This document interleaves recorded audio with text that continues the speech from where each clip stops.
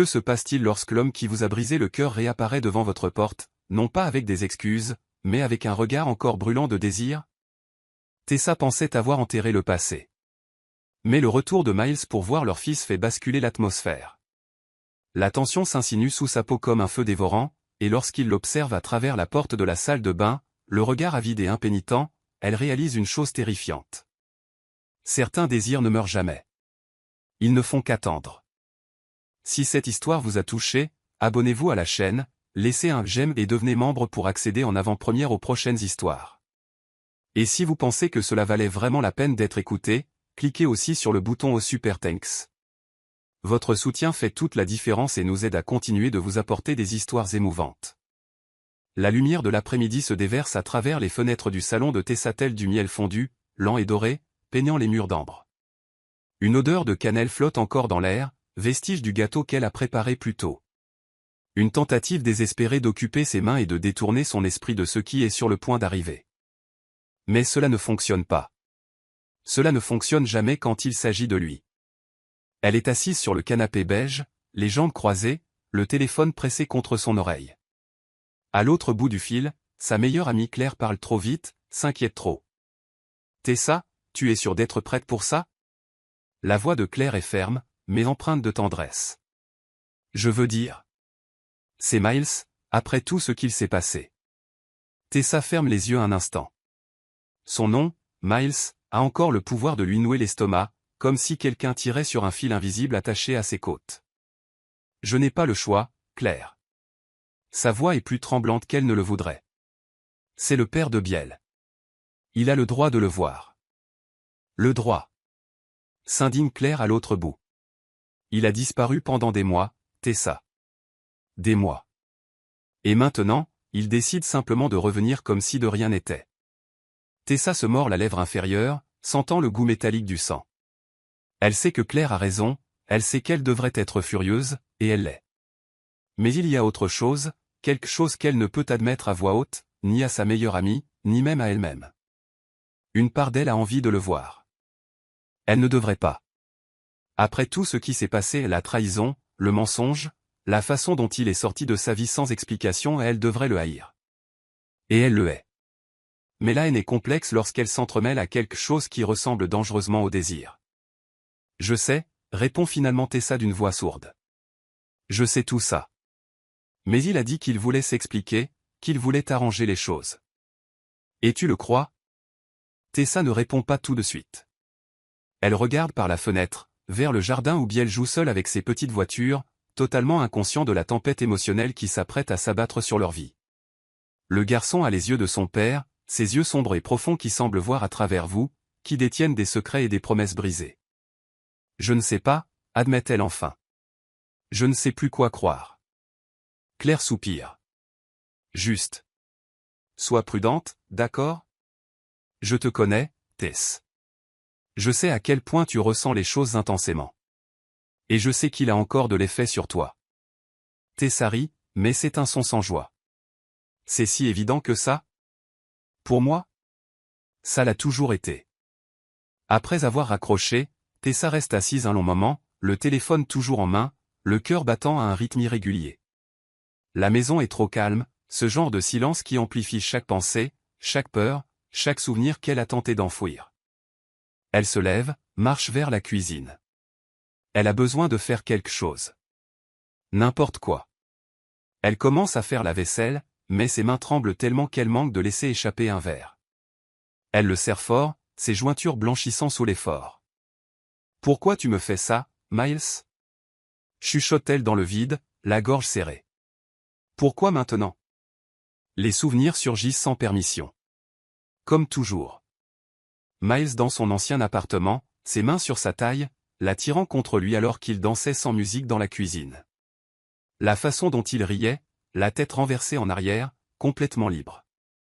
La façon dont il la regardait comme si elle était la seule chose au monde qui comptait. Et puis l'autre souvenir, celui qui fait mal. Livia dans son lit, des vêtements éparpillés, son sourire triomphant, cruel. Et Miles, incapable de regarder Tessa dans les yeux, incapable d'expliquer, incapable de faire quoi que ce soit d'autre que de la laisser partir. Elle secoue la tête, essayant de chasser ces images, mais elles collent comme des toiles d'araignée impossibles à enlever. Elle passe ses doigts sur sa nuque, massant la tension qui s'y est accumulée. Ses cheveux sont détachés aujourd'hui, tombant en ondulations brunes sur ses épaules. Elle les remonte en un chignon lâche, mais quelques mèches s'échappent, encadrant son visage.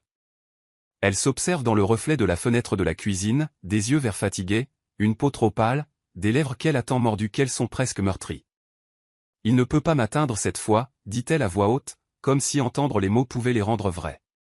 Je ne le laisserai pas faire. Mais alors même qu'elle le dit, elle sent ce courant électrique sous sa peau, cette sensation familière et terrifiante que seul Miles s'est éveillé. C'est comme si son corps avait sa propre mémoire et refusait d'oublier son toucher, sa chaleur, la façon dont il la faisait se sentir vivante et vulnérable à la fois. Elle regarde l'horloge. 2 heures. Il a dit qu'il arriverait à 6 heures. 4 heures. 4 heures pour se préparer à voir l'homme qui a brisé son cœur. 4 heures pour ériger des murs autour d'elle-même. 4 heures pour faire semblant qu'elle va bien, qu'elle a tourné la page, qu'il n'est rien de plus qu'un lointain souvenir. Mais elle connaît la vérité. Elle n'a pas tourné la page. Elle n'a pas oublié. Et quand il franchira ce seuil, quand leurs regards se croiseront à nouveau, tous les mensonges qu'elle s'est racontés s'effondreront comme des châteaux de sable. L'odeur de cannelle flotte toujours dans l'air, mais maintenant elle se mêle à autre chose. Le parfum du savon qu'elle utilise, la légère senteur de lavande des draps qu'elle a changés ce matin. La maison est trop propre, trop organisée, comme si elle essayait de contrôler son environnement parce qu'elle ne peut pas contrôler le chaos en elle. Biel déboule par la porte arrière, les joues rouges, les cheveux noirs ébouriffés. « Maman. Maman. Regarde ce que j'ai fait. » Il tend ses petites mains salies par la terre, montrant un dessin tordu fait avec des bâtons. Tessa s'agenouille, forçant un sourire. « C'est magnifique, mon chéri. Est-ce que papa va aimer ?» La question la frappe comme un coup de poing dans l'estomac. Elle déglutit difficilement, les mots coincés dans sa gorge. « Il aimera », parvient-elle enfin à dire. « Il va adorer. » Biel sourit, ce large sourire innocent qui lui brise le cœur. Il ne comprend pas. Il ne comprend pas la complexité, la douleur, le désordre qu'est la relation de ses parents.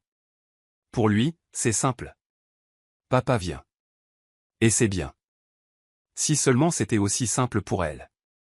Tessa l'emmène au bain, l'aide à mettre des vêtements propres, le coiffe. Chaque geste est mécanique, automatique. Son esprit est ailleurs, tournant en rond, piégé dans une boucle d'anxiété et d'anticipation. Quand elle a fini, elle se regarde dans le miroir de la salle de bain. Devrait-elle s'habiller? Se changer? Mettre du rouge à lèvres?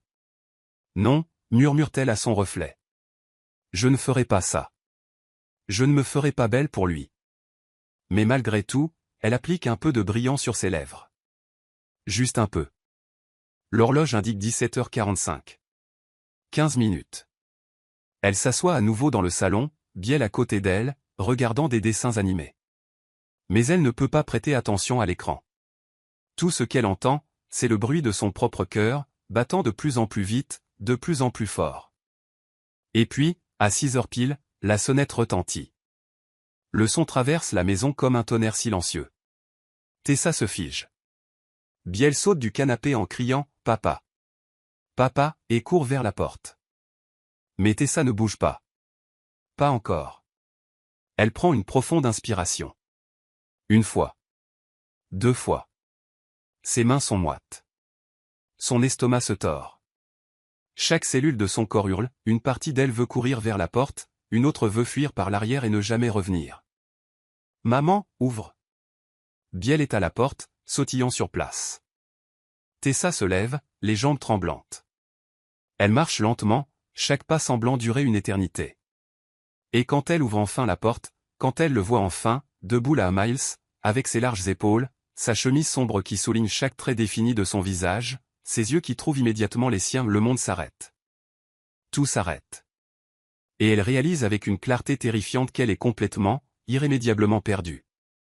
La ville s'étend devant Miles comme un puzzle incomplet, les gratte-ciel transperçant le ciel gris de Seattle, les rues humides reflétant les néons, l'odeur persistante de café et de pluie qui semble incrustée dans l'air lui-même. Il est dans son bureau au 23e étage, les yeux fixés sur la fenêtre mais ne voyant rien. La vue est familière, La routine est familière, mais il y a une agitation en lui qui ne le laisse pas tranquille depuis des mois. Il tient un stylo entre ses doigts, le faisant tourner machinalement, une habitude nerveuse qu'il a développée récemment. À côté de lui, Zek, son meilleur ami et associé, est adossé à son fauteuil en cuir, l'observant avec cette expression qui dit clairement « Je sais exactement ce que tu penses ». « Tu vas vraiment le faire ?» demande Zek, brisant le silence qui planait entre eux comme de la fumée. Sa voix est décontractée, mais il y a une inquiétude sous-jacente qu'il ne peut tout à fait dissimuler. Miles ne quitte pas la fenêtre des yeux. « Je vais voir mon fils, Zek. » Ce n'est pas négociable. « Ton fils ?» répète Zek lentement, comme pour tester les mots. « Ou la mère de ton fils ?» La mâchoire de Miles se crispe. Il se tourne enfin, faisant face à son ami avec ce regard intense qui fait généralement reculer les gens. Mais Zek ne recule pas, il ne l'a jamais fait. « C'est pour Biel, » dit Miles, sa voix plus froide qu'il ne le voulait. « Seulement pour lui. » Zek rit. Un son bas, sceptique. « Bien sûr. Et moi, je suis le président. » « Allez, Miles, tu mens à moi ou à toi-même ?» Miles serre les poings sur le bureau, les veines saillant sur ses avant-bras. Il déteste quand Zek fait ça, quand il expose des vérités que Miles préférerait garder enfouies. Mais c'est la nature de l'amitié véritable, suppose-t-il, nulle part où se cacher. « J'ai tout foutu en l'air, Zek. » Les mots sortent plus bas maintenant, presque un murmure. « Je l'ai perdu, j'ai perdu la chance d'être un père pour mon fils, tout ça à cause d'un malentendu que je n'ai jamais su expliquer. » Alors explique-le maintenant. Zek se penche en avant, les coudes sur les genoux. « Tu as eu des mois pour ça. Pourquoi as-tu attendu si longtemps ?» Miles se frotte le visage avec ses mains, sa barbe naissante rèche sous ses paumes. Il est fatigué, pas de cette fatigue physique qu'une nuit de sommeil résout, mais de cet épuisement profond qui vient du fait de porter la culpabilité et le regret depuis trop longtemps. « Parce que je suis un lâche, » admet-il enfin. « Parce que chaque fois que je prenais le téléphone pour l'appeler, je me figeais. Comment expliquer que la femme qu'elle a vue dans mon lit ne signifiait rien? Comment convaincre quelqu'un que tu as été piégé quand toutes les preuves sont contre toi? » Zek soupire, passant une main dans ses courtes dreadlocks. « Tu commences par la vérité, mec, c'est tout. La vérité brute, sans édulcorer. Tu lui racontes ce que Livia a fait, comment elle t'a drogué, comment elle a mis en scène toute cette histoire, et tu espères que Tessa écoutera. Et si elle n'écoute pas? » La voix de Miles se brise sur le dernier mot. « Et si elle me déteste déjà tellement qu'elle ne me donnera même pas une chance? » « Alors tu l'acceptes, » répond Zek, mais sa voix est douce maintenant. « Mais au moins, tu auras essayé. Et, mec, tu dois essayer. Pas juste pour toi, mais pour Biel. Ce garçon mérite d'avoir son père dans sa vie. » Le nom de son fils frappe Miles comme une flèche en plein cœur. Biel. 3 ans de vie qu'il a pratiquement manqué. 3 ans de premiers mots, de premiers pas, de premiers rires, tous capturés seulement sur des photos que Tessa envoyait occasionnellement, chacune étant un rappel douloureux de tout ce qu'il ratait. « Je pense à lui tous les jours, » confesse Miles, la voix épaisse. « Je me réveille en pensant à lui, je m'endors en pensant à lui, chaque enfant que je vois dans la rue. Je me demande si Biel est aussi grand maintenant, s'il rit de cette façon, s'il a peur du noir, ou s'il aime le chocolat. » « Et Tessa ?» demande doucement Zek. « Tu penses à elle aussi ?» Miles ferme les yeux. Pense-t-il à elle? Il vit avec son fantôme. Chaque parfum qu'il sent dans la rue et qui ressemble vaguement au sien fait s'emballer son cœur. Chaque femme aux cheveux bruns qu'il aperçoit lui retourne l'estomac. Il essaie de voir d'autres personnes, d'avancer, mais c'est inutile. Elles ne sont toutes que des ombres comparées à Tessa. Son nom me brûle, Zek, répond-il finalement en ouvrant les yeux. Il me brûle de l'intérieur comme s'il était marqué au fer rouge sur ma poitrine. Je me souviens de l'odeur de sa peau, ce doux parfum de vanille qu'elle portait toujours. Je me souviens du son de son rire, de la façon dont elle se mordait la lèvre quand elle était concentrée. Je me souviens de la façon dont elle s'emboîtait parfaitement dans mes bras, comme si elle était faite pour être là. Il s'arrête, sa respiration irrégulière. Je me souviens de tout, et ça me tue chaque jour. Zek l'observe un long moment, le silence pesant entre eux. Dehors, la pluie commence à tomber, douce d'abord, puis plus forte, tapant contre les vitres comme des doigts impatients. « Tu l'aimes encore ?» déclare Zek. « Ce n'est pas une question. » Miles ne répond pas immédiatement. Il se retourne vers la fenêtre, regardant les gouttes de pluie glisser sur le verre, chacune traçant un chemin unique et imprévisible. Comme la vie, comme l'amour. Je n'ai jamais cessé, admet-il enfin, et les mots sortent comme une confession, comme quelque chose de sacré et de terrifiant à la fois. J'ai essayé. Dieu sait que j'ai essayé. Mais on n'éteint pas l'amour comme un interrupteur, surtout pas un amour comme le nôtre. C'était comment, demande Zek, et il y a une véritable curiosité dans sa voix. Il n'a jamais rencontré Tessa. Au moment où Miles et Zek sont devenus associés, Tessa avait déjà quitté sa vie. Miles sourit, mais c'est un sourire triste et nostalgique. C'était comme respirer. Comme quelque chose de si naturel qu'on ne réalise même pas qu'on le fait jusqu'à ce que, soudain, on ne puisse plus. Elle était ma meilleure amie, mon amante, ma partenaire en tout. On parlait pendant des heures de rien et de tout à la fois. Elle me faisait rire comme personne d'autre. Et elle me challengeait. Elle ne me laissait jamais m'installer dans le confort, me poussant toujours à être meilleur. Il déglutit difficilement, l'émotion montant dans sa gorge. Et au lit. Mec, c'était plus que du sexe. C'était une connexion. C'était comme si nos corps parlaient une langue que seuls nous deux comprenions. Chaque toucher, chaque baiser, chaque moment était intense, réel, vrai. Et tu as gâché ça, dit Zek. Mais il n'y a pas de jugement dans sa voix, juste l'énoncé d'un fait. Je n'ai pas gâché ça, corrige Miles, sa voix se durcissant. On me l'a pris. Livia s'en est assurée. Livia. Ce nom laisse un goût amer dans sa bouche. Elle était une collègue, quelqu'un qu'il considérait comme une amie. Jusqu'à cette nuit-là. La nuit où tout s'est effondré. Il se souvient encore de son réveil, hébété, confus, la tête lourde comme du plomb.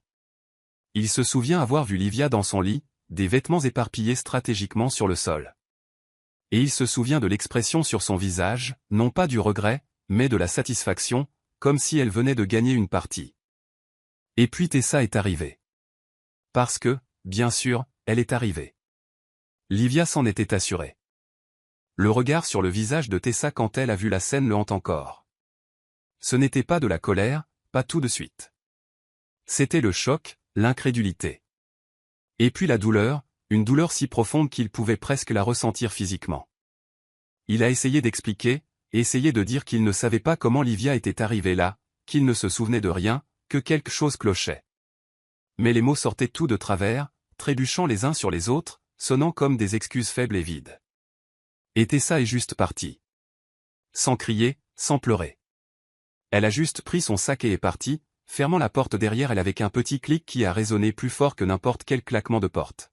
« Tu as fait des tests ?» demande Zek, le ramenant au présent.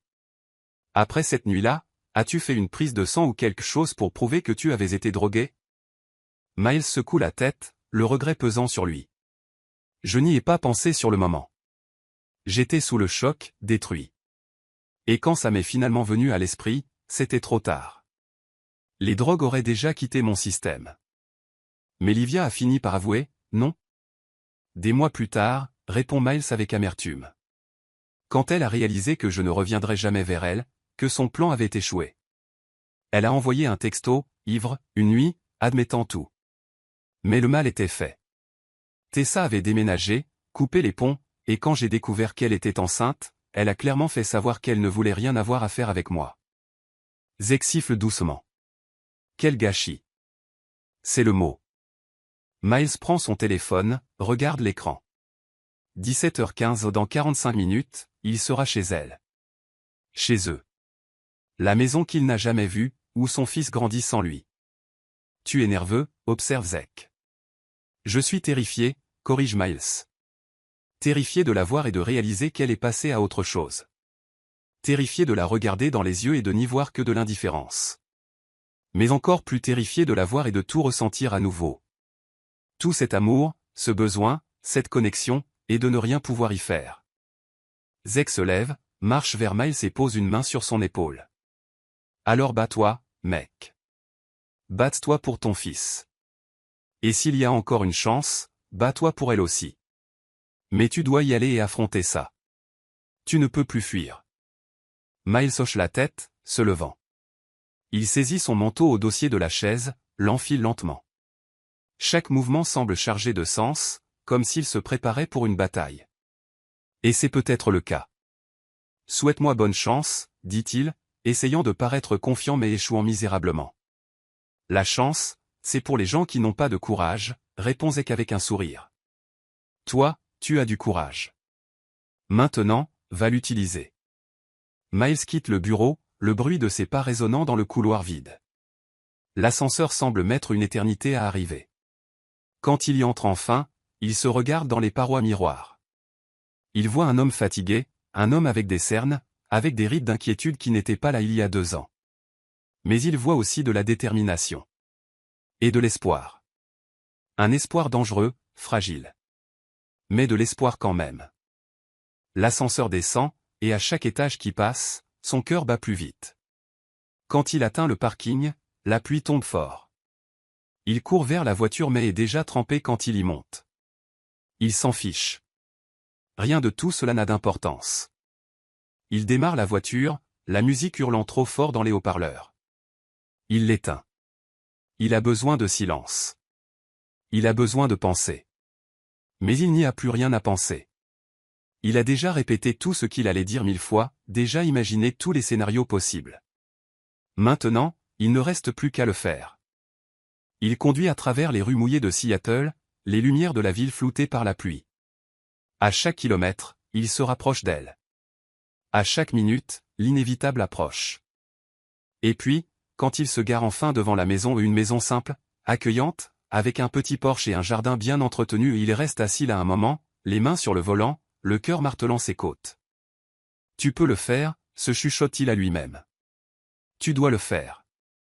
Il sort de la voiture, la pluie le trempant à nouveau immédiatement. Il marche vers la porte, chaque pas semblant se produire au ralenti. Et quand il lève enfin la main et appuie sur la sonnette, il sait qu'il n'y a pas de retour en arrière possible. Le passé est sur le point d'entrer en collision avec le présent, et il n'a aucune idée s'il survivra à l'impact. La sonnette traverse la maison comme une onde de choc, réverbérant à travers les murs et la poitrine de Tessa avec une force qui lui fait presque perdre l'équilibre.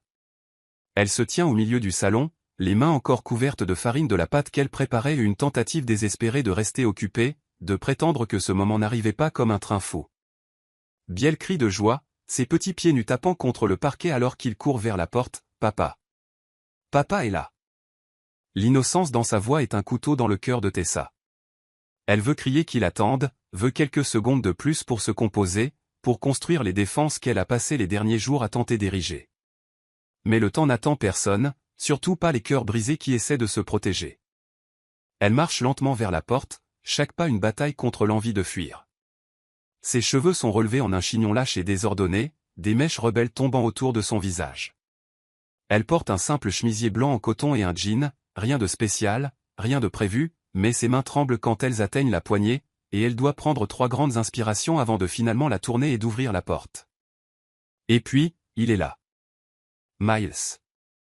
Le monde autour d'elle devient instantanément flou, comme si quelqu'un avait ajusté l'objectif d'une caméra et que lui seul était net.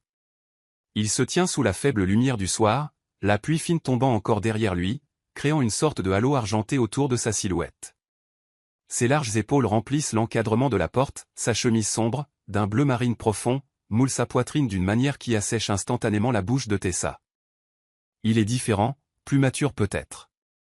Une barbe de quelques jours couvre sa mâchoire forte, ses cheveux noirs tombent légèrement sur son front, mais ses yeux bruns si foncés qu'ils paraissent presque noirs sont exactement comme dans ses souvenirs, profonds, intenses, capables de voir à travers toutes ses défenses comme si elles étaient en verre.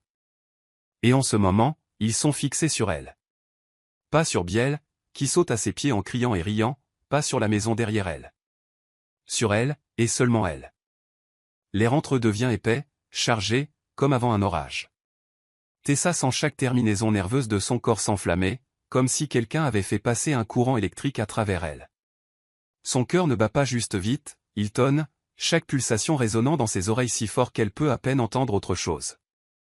Tessa. Il prononce son nom et sa voix, cette voix grave et rauque qui avait l'habitude de chuchoter des choses à son oreille qui lui faisait plier les genoux, la frappe comme une vague physique. Elle veut répondre, veut dire quelque chose de décontracté, d'indifférent, quelque chose qui montre qu'elle va bien, qu'elle a tourné la page, qu'il n'a plus de pouvoir sur elle. Mais les mots meurent dans sa gorge parce qu'à cet instant, avec lui qui la regarde de cette façon, elle ne peut pas faire semblant. Elle ne va pas bien, elle n'a pas tourné la page, et il a tout le pouvoir sur elle qu'il a toujours eu. Miles. Le nom sort comme un murmure enroué, presque inaudible. Il y a un moment, peut-être juste une seconde, peut-être une éternité, où il reste simplement là à se regarder à travers l'espace entre la porte et le porche, un espace qui semble à la fois trop petit et trop vaste. Puis Biel tire sur la jambe de Miles, brisant la transe. « Papa, porte-moi. » Miles détache enfin son regard de Tessa, baissant les yeux vers le fils qu'il connaît à peine, et quelque chose dans son visage se transforme. L'intensité cède la place à la tendresse, la tension dans ses épaules s'adoucit légèrement. « Et, champion, dit-il, sa voix plus douce maintenant, et il s'accroupit au niveau de Biel. Le garçon n'hésite pas. Il se jette dans les bras de Miles avec la confiance absolue que seuls les enfants possèdent, et Miles l'attrape, le soulevant avec une facilité qui fait jouer les muscles de ses bras sous sa manche de chemise. Tessa observe, le cœur serré. C'est la première fois qu'elle les voit ensemble comme ça, père et fils, la ressemblance entre eux indéniable. Biel a les yeux de Miles, le même sourire, la même forme de visage. C'est comme regarder une version miniature de l'homme qu'elle a aimé. « Que tu aimes encore », murmure une voix traîtresse dans son esprit. « Tu as tellement grandi », dit Miles à Biel, et il y a une émotion sincère dans sa voix qui fait se contracter douloureusement quelque chose en Tessa. « J'ai 3 ans maintenant », annonce fièrement Biel en levant 3 doigts. « Et je sais compter jusqu'à 20. » 20. Miles feint la stupeur. « Waouh, tu es un génie. » Biel rit.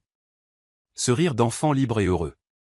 Tessa doit détourner le regard car c'est trop. Voir Miles être doux avec leur fils, voir la joie pure sur le visage de Biel, c'est à la fois magnifique et dévastateur. Tu entres, ou tu vas rester sous la pluie toute la nuit. Les mots sortent plus durs qu'elle ne le voulait, une tentative faible de reprendre un peu de contrôle sur la situation. Miles la regarde à nouveau, tenant toujours Biel dans ses bras. Je peux ? C'est une question simple, mais chargée de sens. Il ne demande pas seulement s'il peut entrer dans la maison, il demande si elle va le laisser entrer à nouveau dans leur vie. Tessa s'écarte de la porte, un geste silencieux de permission. Miles entre, et immédiatement l'espace semble plus petit. Il a toujours eu cette présence, une façon de remplir une pièce juste en y étant. Son parfum envahit ses narines, un mélange de pluie, d'une eau de Cologne boisée et masculine, et de quelque chose d'indéfinissable qui est purement Miles, une odeur qu'elle connaît aussi intimement que la sienne, gravée dans sa mémoire d'une façon qu'elle préférerait oublier. La maison est sympa, dit-il, ses yeux parcourant le salon avec ses meubles simples mais confortables, les photos de Biel au mur, la couverture au crochet que sa grand-mère a faite draper sur le canapé. Merci, répond Tessa en croisant les bras sur sa poitrine, une posture défensive qu'elle ne peut éviter. Miles pose Biel, et le garçon court immédiatement chercher ses jouets préférés pour les montrer à son père. Cela laisse Miles et Tessa seuls dans la pièce, à quelques mètres l'un de l'autre seulement, mais cela pourrait aussi bien être des kilomètres vu la façon dont la tension vibre entre eux. « Tu vas bien ?» demande-t-il en faisant un pas vers elle. « Je vais très bien », ment elle, levant le menton dans un faux défi. « Tu as l'air fatigué. »« Merci, c'est très gentil », répond elle avec sarcasme, mais une part d'elle déteste à quel point il peut encore lire entre les lignes, à quel point il la connaît encore. « Je ne voulais pas dire ça comme ça », dit rapidement Miles. « Je voulais dire que... Tu as l'air de ne pas avoir bien dormi. » Il n'a pas tort. Elle n'a pas bien dormi depuis des jours, depuis qu'il a appelé pour demander à venir.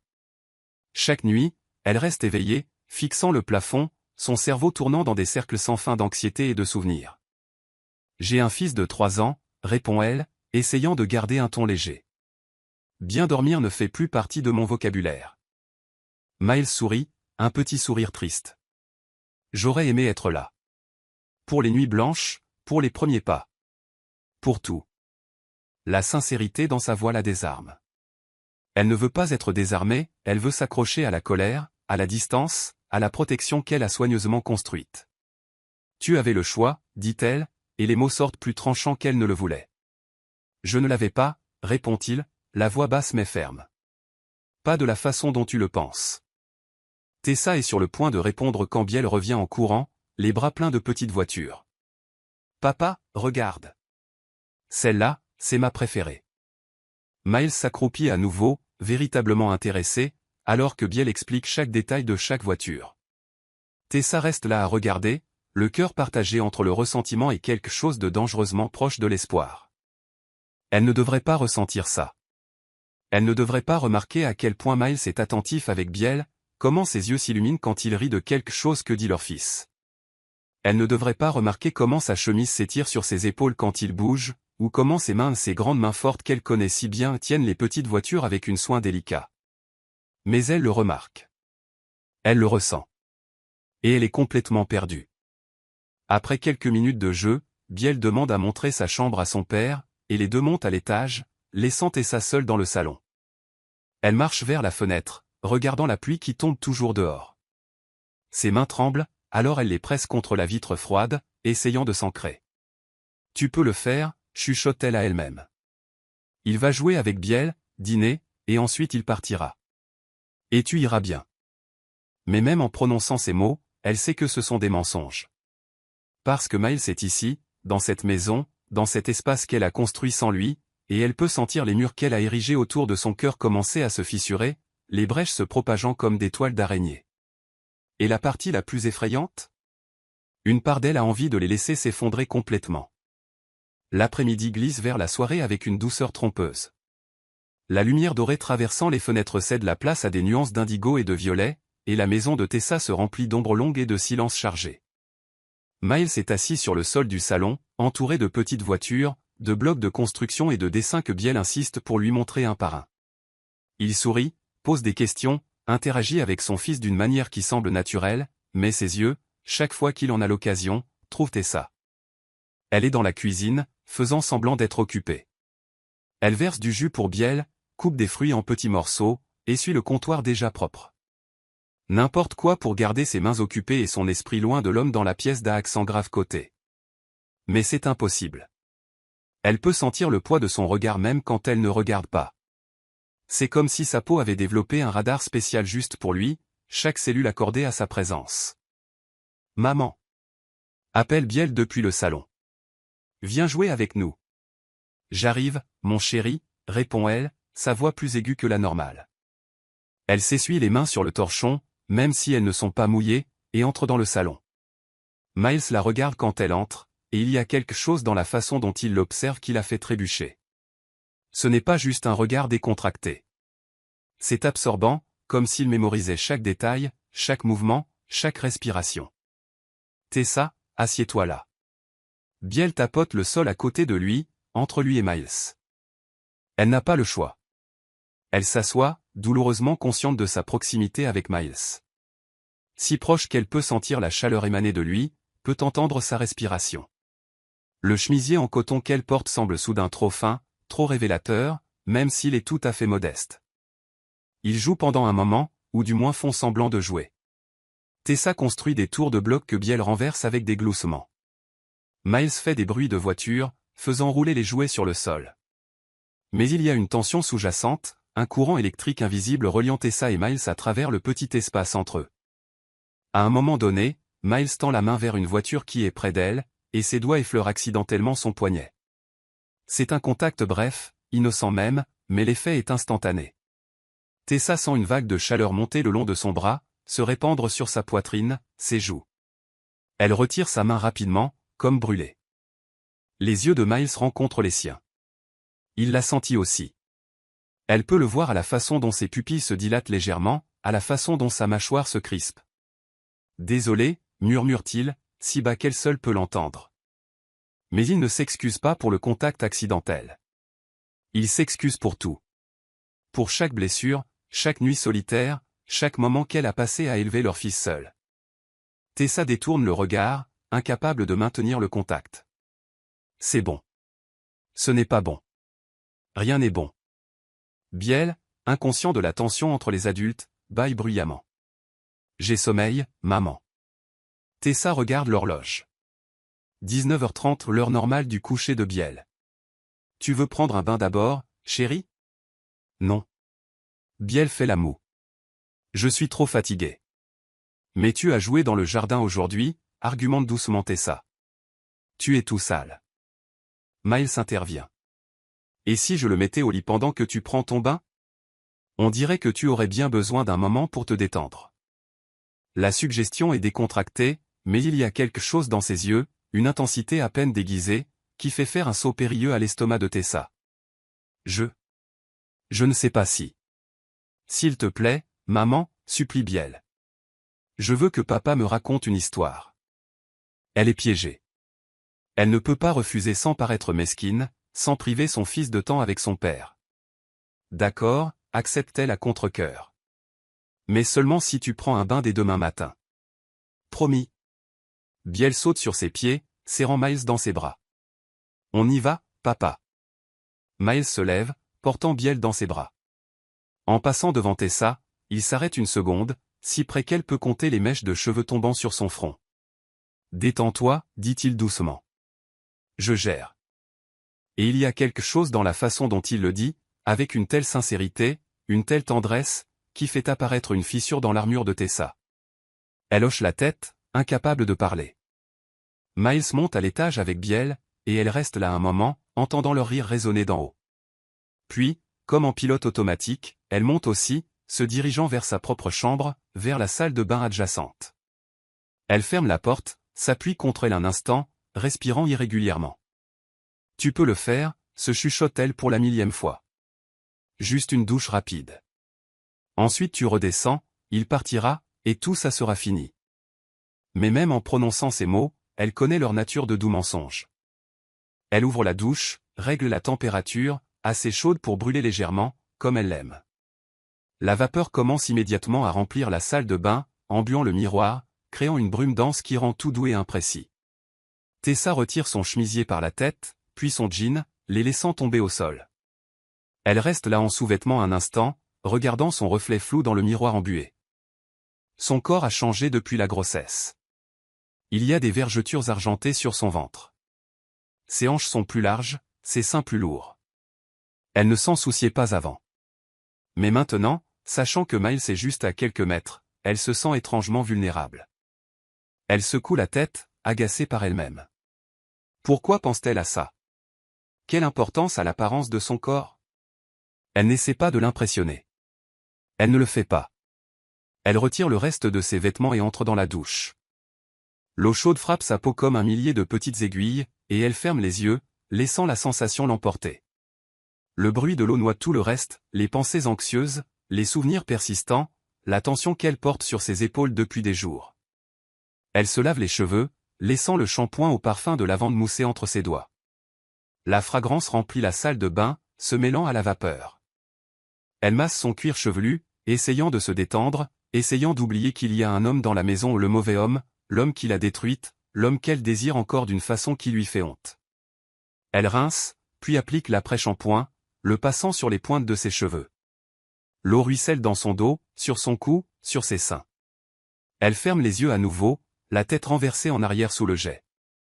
Et c'est à ce moment-là qu'elle le sent. Pas un son, pas un mouvement, mais une présence. Ce sentiment primitif, instinctif, d'être observé. Ses yeux s'ouvrent grands, son cœur s'emballant immédiatement. Elle se tourne légèrement, l'eau tombant toujours sur elle, la vapeur si épaisse qu'il est difficile de voir clairement. Mais elle voit. À travers la porte de la salle de bain entr'ouverte, une porte qu'elle était sûre d'avoir fermée, elle voit une silhouette. Debout là, immobile. Miles. Il est dans le couloir, dans l'espace étroit entre la porte et le mur, ses yeux fixés sur elle à travers le voile de vapeur. Même avec la distance et la brume, elle peut voir l'intensité de son regard, peut voir la façon dont sa poitrine se soulève et s'abaisse, sa respiration accélérée. Elle peut voir ses mains serrées en poing sur ses côtés, comme s'il combattait une impulsion. Tessa devrait crier. Elle devrait se couvrir. Elle devrait exiger qu'il parte immédiatement. Mais elle ne fait rien de tout cela. Elle reste simplement là, le dos tourné, l'eau courant sur sa peau, la vapeur créant un rideau translucide entre eux. Et elle le fixe, à travers la vitre de la douche, à travers la brume, à travers toutes les années et toute la douleur. Elle le fixe, et dans ce regard, il y a tout, la colère qu'il soit là à envahir son intimité, la blessure de tout ce qui s'est passé entre eux. Mais il y a aussi autre chose. Quelque chose de chaud, quelque chose de dangereux. Quelque chose qu'elle a essayé d'enterrer, mais qui remonte maintenant à la surface comme de l'huile dans l'eau. Le désir. Les secondes s'étirent, chacune semblant une éternité. Aucun d'eux ne bouge, aucun d'eux ne parle. C'est juste ce moment suspendu dans le temps où passé et présent entrent en collision, où les mots non dits vibrent dans l'air épais entre eux. Puis, lentement, délibérément, Miles fait un pas dans la salle de bain. La porte grince doucement en s'ouvrant davantage. Il ne la ferme pas derrière lui. Il entre simplement, ses yeux ne quittant jamais les siens, comme en transe. Tessa sent son cœur battre si fort qu'elle est sûre qu'il peut l'entendre même à travers le bruit de l'eau. Chaque instinct hurle, une partie d'elle lui dit de le renvoyer, une autre le supplie de rester. Miles, dit-elle enfin, sa voix rauque, presque étranglée. Ce n'est pas un ordre, ce n'est pas une question. C'est juste son nom, chargé de 2 ans de manque. Il s'arrête à quelques pas de la douche, la vapeur l'enveloppant lui aussi maintenant, sa chemise sombre collant à sa poitrine. Ses mains sont toujours serrées en poing et elle peut voir la tension dans chaque ligne de son corps, la façon dont ses muscles sont rigides, comme s'il se retenait avec chaque once de volonté qu'il possède. Désolé, dit-il, sa voix si basse qu'elle est presque inaudible. Je ne devrais pas être là.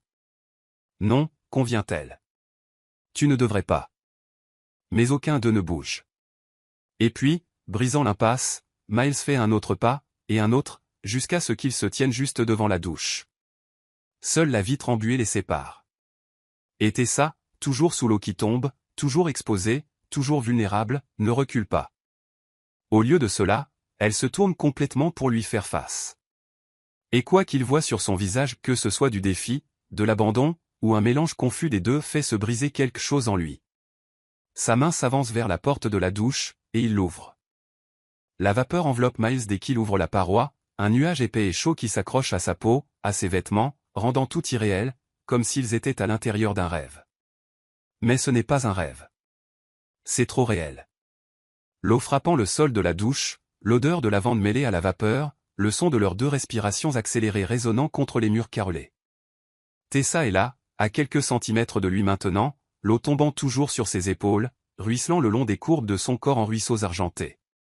Elle ne se couvre pas. Elle ne crie pas. Elle ne le renvoie pas. Elle le fixe simplement avec ses yeux verts qui ont toujours été capables de voir à travers toutes ses défenses, à travers tous ses mensonges, droit au centre de ce qu'il est vraiment. Et ce qu'elle voit là, en ce moment, c'est un homme complètement détruit par elle. Tessa, dit encore Miles, et son nom est une prière, une confession, une supplique, tout à la fois. Elle fait un pas en arrière, mais pas pour s'éloigner de lui ou pour entrer dans le jet d'eau, le laissant l'envelopper complètement. Ses cheveux bruns deviennent foncés, collant à son cou, à ses épaules. Les gouttes tracent le contour de son visage, de son menton, courant le long de son cou jusqu'à disparaître entre ses seins. Miles ne peut pas détourner le regard. Il ne peut pas respirer correctement. Chaque partie de lui hurle de la toucher, de combler la distance entre eux, de prouver que c'est réel, qu'elle est là, qu'il y a encore quelque chose entre eux à part la blessure et le silence. Mais il se force à rester immobile, parce qu'il n'en a pas le droit. Pas encore. Pas tant qu'elle ne décide pas, tant qu'elle ne choisit pas de le laisser entrer ou de le renvoyer pour toujours. « Pourquoi es-tu là » demande Tessa, sa voix basse mais ferme. « Pourquoi es-tu entré » Miles déglutit difficilement, essayant de trouver des mots qui aient du sens. « Je m'étais bielle au lit, et j'ai entendu l'eau, et je... » Il s'arrête, secouant la tête. Il n'y a pas d'excuse. J'avais juste besoin de te voir. Tu me vois, répond elle, ses yeux provoquant maintenant des étincelles de quelque chose de dangereux y dansant. C'est ce que tu voulais ? Ce n'est pas ce qu'il voulait. C'est trop, et trop peu à la fois. Il voulait une conversation, une chance de s'expliquer, une opportunité de réparer ce qui s'est brisé il y a 2 ans. Mais maintenant, en la regardant comme ça vulnérable et forte à la fois, exposée mais d'une certaine manière en contrôle total de la situation, il réalise que ce qu'il voulait vraiment, c'était simplement elle. Elle tout entière, de toutes les manières possibles. Je voulais m'excuser, dit-il, la voix enrouée. Pour tout. Pour cette nuit-là, pour Livia. Pour ne pas m'être battu plus fort pour toi. Pour t'avoir laissé partir sans que tu comprennes la vérité. Tessa rit, mais c'est un son sans humour. La vérité ? Quelle vérité, Miles ? Que j'ai vu une autre femme dans ton lit, ou que tu n'as jamais pris la peine de me l'expliquer correctement. J'ai essayé. Les mots sortent plus fort qu'ils ne le voulaient, chargés de frustration. J'ai essayé d'expliquer cette nuit-là, mais tu ne voulais pas écouter. Et ensuite, quand j'ai essayé d'appeler, tu avais changé de numéro. Quand je t'ai cherché, tu avais déménagé sans laisser d'adresse. Parce que j'étais anéanti. Sa voix s'élève aussi, l'eau tombant toujours sur eux, ponctuant chaque mot point parce que je venais d'apprendre que j'étais enceinte de l'homme qui m'avait trompé. Parce que je ne pouvais pas te regarder sans revoir cette scène. Je ne t'ai pas trompé. Miles fait un pas sous la douche, l'eau commençant à tremper instantanément ses vêtements. Livia m'a drogué, Tessa. C'est elle qui a tout manigancé. Je ne l'ai jamais touché une autre femme comme je t'ai touché, toi. Les mots résonnent dans la salle de bain, bruts et sincères. Tessa reste silencieuse, sa poitrine se soulevant au rythme de sa respiration saccadée, les yeux brillants. Il ne saurait dire si ce sont des larmes ou l'eau de la douche. Elle a avoué, poursuit Miles, la voix plus basse maintenant, plus urgente. Des mois plus tard, quand elle a réalisé que je ne reviendrai jamais vers elle, elle a admis avoir mis quelque chose dans mon verre ce soir-là. Elle m'a traîné au lit, nous a déshabillés et a tout mis en scène. Elle t'a même appelé pour s'assurer que tu arrives au bon moment. Tessa secoue la tête, refusant d'y croire, mais il y a quelque chose dans sa voix, une sincérité désespérée qui la fait hésiter. Et pourquoi devrais-je te croire, demande-t-elle, mais sa voix tremble. Pourquoi devrais-je croire que tu n'étais pas consentant? Miles fait un autre pas, se tenant désormais entièrement sous le jet. L'eau ruisselle sur lui, imbibant sa chemise, ses cheveux, mais il s'en moque. Rien de tout cela ne compte, sauf lui faire comprendre. Parce que tu me connais, dit-il, les yeux ancrés dans les siens. Parce que pendant 3 ans, nous étions tout l'un pour l'autre. Tu connais mon cœur, Tessa. Tu connais mon âme. Et au fond de toi, tu sais que je ne t'aurais jamais fait ça, que je n'aurais jamais gâché ce que nous avions pour une nuit avec quelqu'un qui ne signifiait rien. Il lève lentement la main, télégraphiant chaque mouvement pour lui laisser le temps de reculer si elle le souhaite, mais elle ne bouge pas. Elle reste là, tremblante, non pas de froid, mais de quelque chose de bien plus profond. Ses doigts effleurent son visage avec une infinie douceur, comme si elle était faite de verre. Il écarte une mèche de cheveux mouillés collée à sa joue, la replaçant derrière son oreille. C'est un geste simple, intime, qu'il a fait 1000 fois par le passé. Tessa ferme les yeux à son contact, un soupir tremblant s'échappant de ses lèvres. Tu m'as manqué chaque jour, murmure Miles, son pouce traçant maintenant la ligne de sa mâchoire.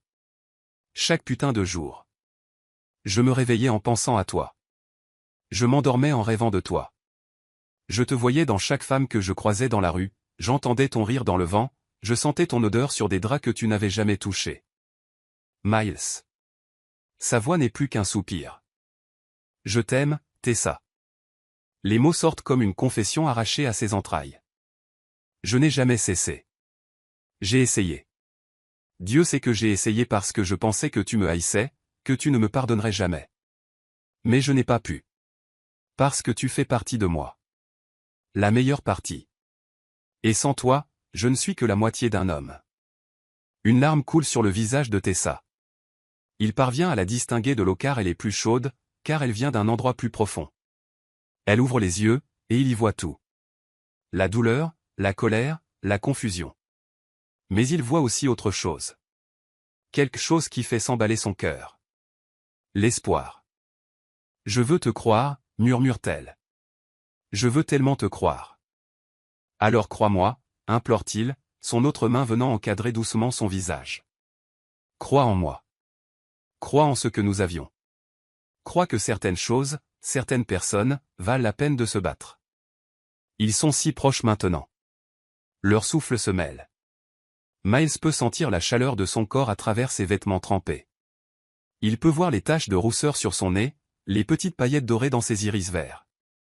Il pourrait compter chaque cil, chaque marque sur sa peau qu'il a mémorisée il y a longtemps. Je suis toujours en colère contre toi, dit Tessa, mais avec moins de conviction. Je sais. Je suis toujours blessé. Je sais. Elle s'interrompt, fermant les yeux à nouveau. Je te veux toujours, et je déteste ça. Je déteste que tu aies ce pouvoir sur moi. Miles sent quelque chose se briser et se reconstruire en lui au même moment. Elle le veut encore, après tout, après toute la douleur, après toutes ces années séparées. Elle le veut encore. Ce n'est pas du pouvoir, murmure-t-il, le visage si proche du sien que leurs lèvres se frôlent presque. C'est une connexion. C'est de l'alchimie. Ce sont deux âmes qui se reconnaissent même quand tout le reste est brisé. Et puis, parce qu'il n'en peut plus, parce que la distance entre eux, aussi infime soit-elle, est insupportable, il demande. « Je peux t'embrasser » C'est une question simple, mais la réponse changera tout. Tessa ouvre les yeux, et il y voit la bataille intérieure, son esprit disant non, son cœur disant oui. Il voit le moment exact où le cœur gagne. Oui, souffle-t-elle, et le mot se perd presque dans le bruit de l'eau. Mais il l'entend. Il l'entend comme si elle l'avait crié, et il abolit la distance entre eux. Les lèvres de Miles se posent sur les siennes avec une douceur qui contredit toute la tension, tout le désir refoulé, toute la faim qui brûle entre eux depuis l'instant où il a franchi le seuil de la maison. Ce n'est pas un baiser désespéré ou précipité. C'est une question prudente, comme s'il demandait encore la permission à chaque seconde, lui laissant la chance de se retirer. Mais Tessa ne se retire pas. Ses yeux se ferment, et elle s'autorise à ressentir. Sentir ses lèvres contre les siennes, chaudes, douces et familières d'une manière qui lui fait mal à la poitrine. Sentir ses mains tenir son visage comme si elle était précieuse, fragile, comme s'il avait peur qu'elle disparaisse s'il la tenait trop fort. Sentir l'eau tomber sur eux deux, les enveloppant dans un rideau d'argent qui les isole du reste du monde. Pendant un instant, juste un instant, elle s'abandonne complètement. Mais la réalité revient la frapper comme une vague glacée. Elle pose ses mains sur son torse et le repousse, pas violemment, mais assez fermement pour créer de l'espace. Miles recule immédiatement, les yeux écarquillés, l'inquiétude s'affichant instantanément sur chaque trait de son visage. « Attends, dit Tessa, la voix tremblante mais déterminée. « Attends, on ne peut pas juste faire ça. » Tessa, non. Elle lève une main, le coupant. L'eau continue de tomber sur ses épaules, mais elle la sent à peine maintenant. Toute son attention est focalisée sur l'homme en face d'elle, trempé et vulnérable, et si beau que ça en fait mal. Tu ne peux pas débarquer après 2 ans et espérer qu'un baiser règle tout.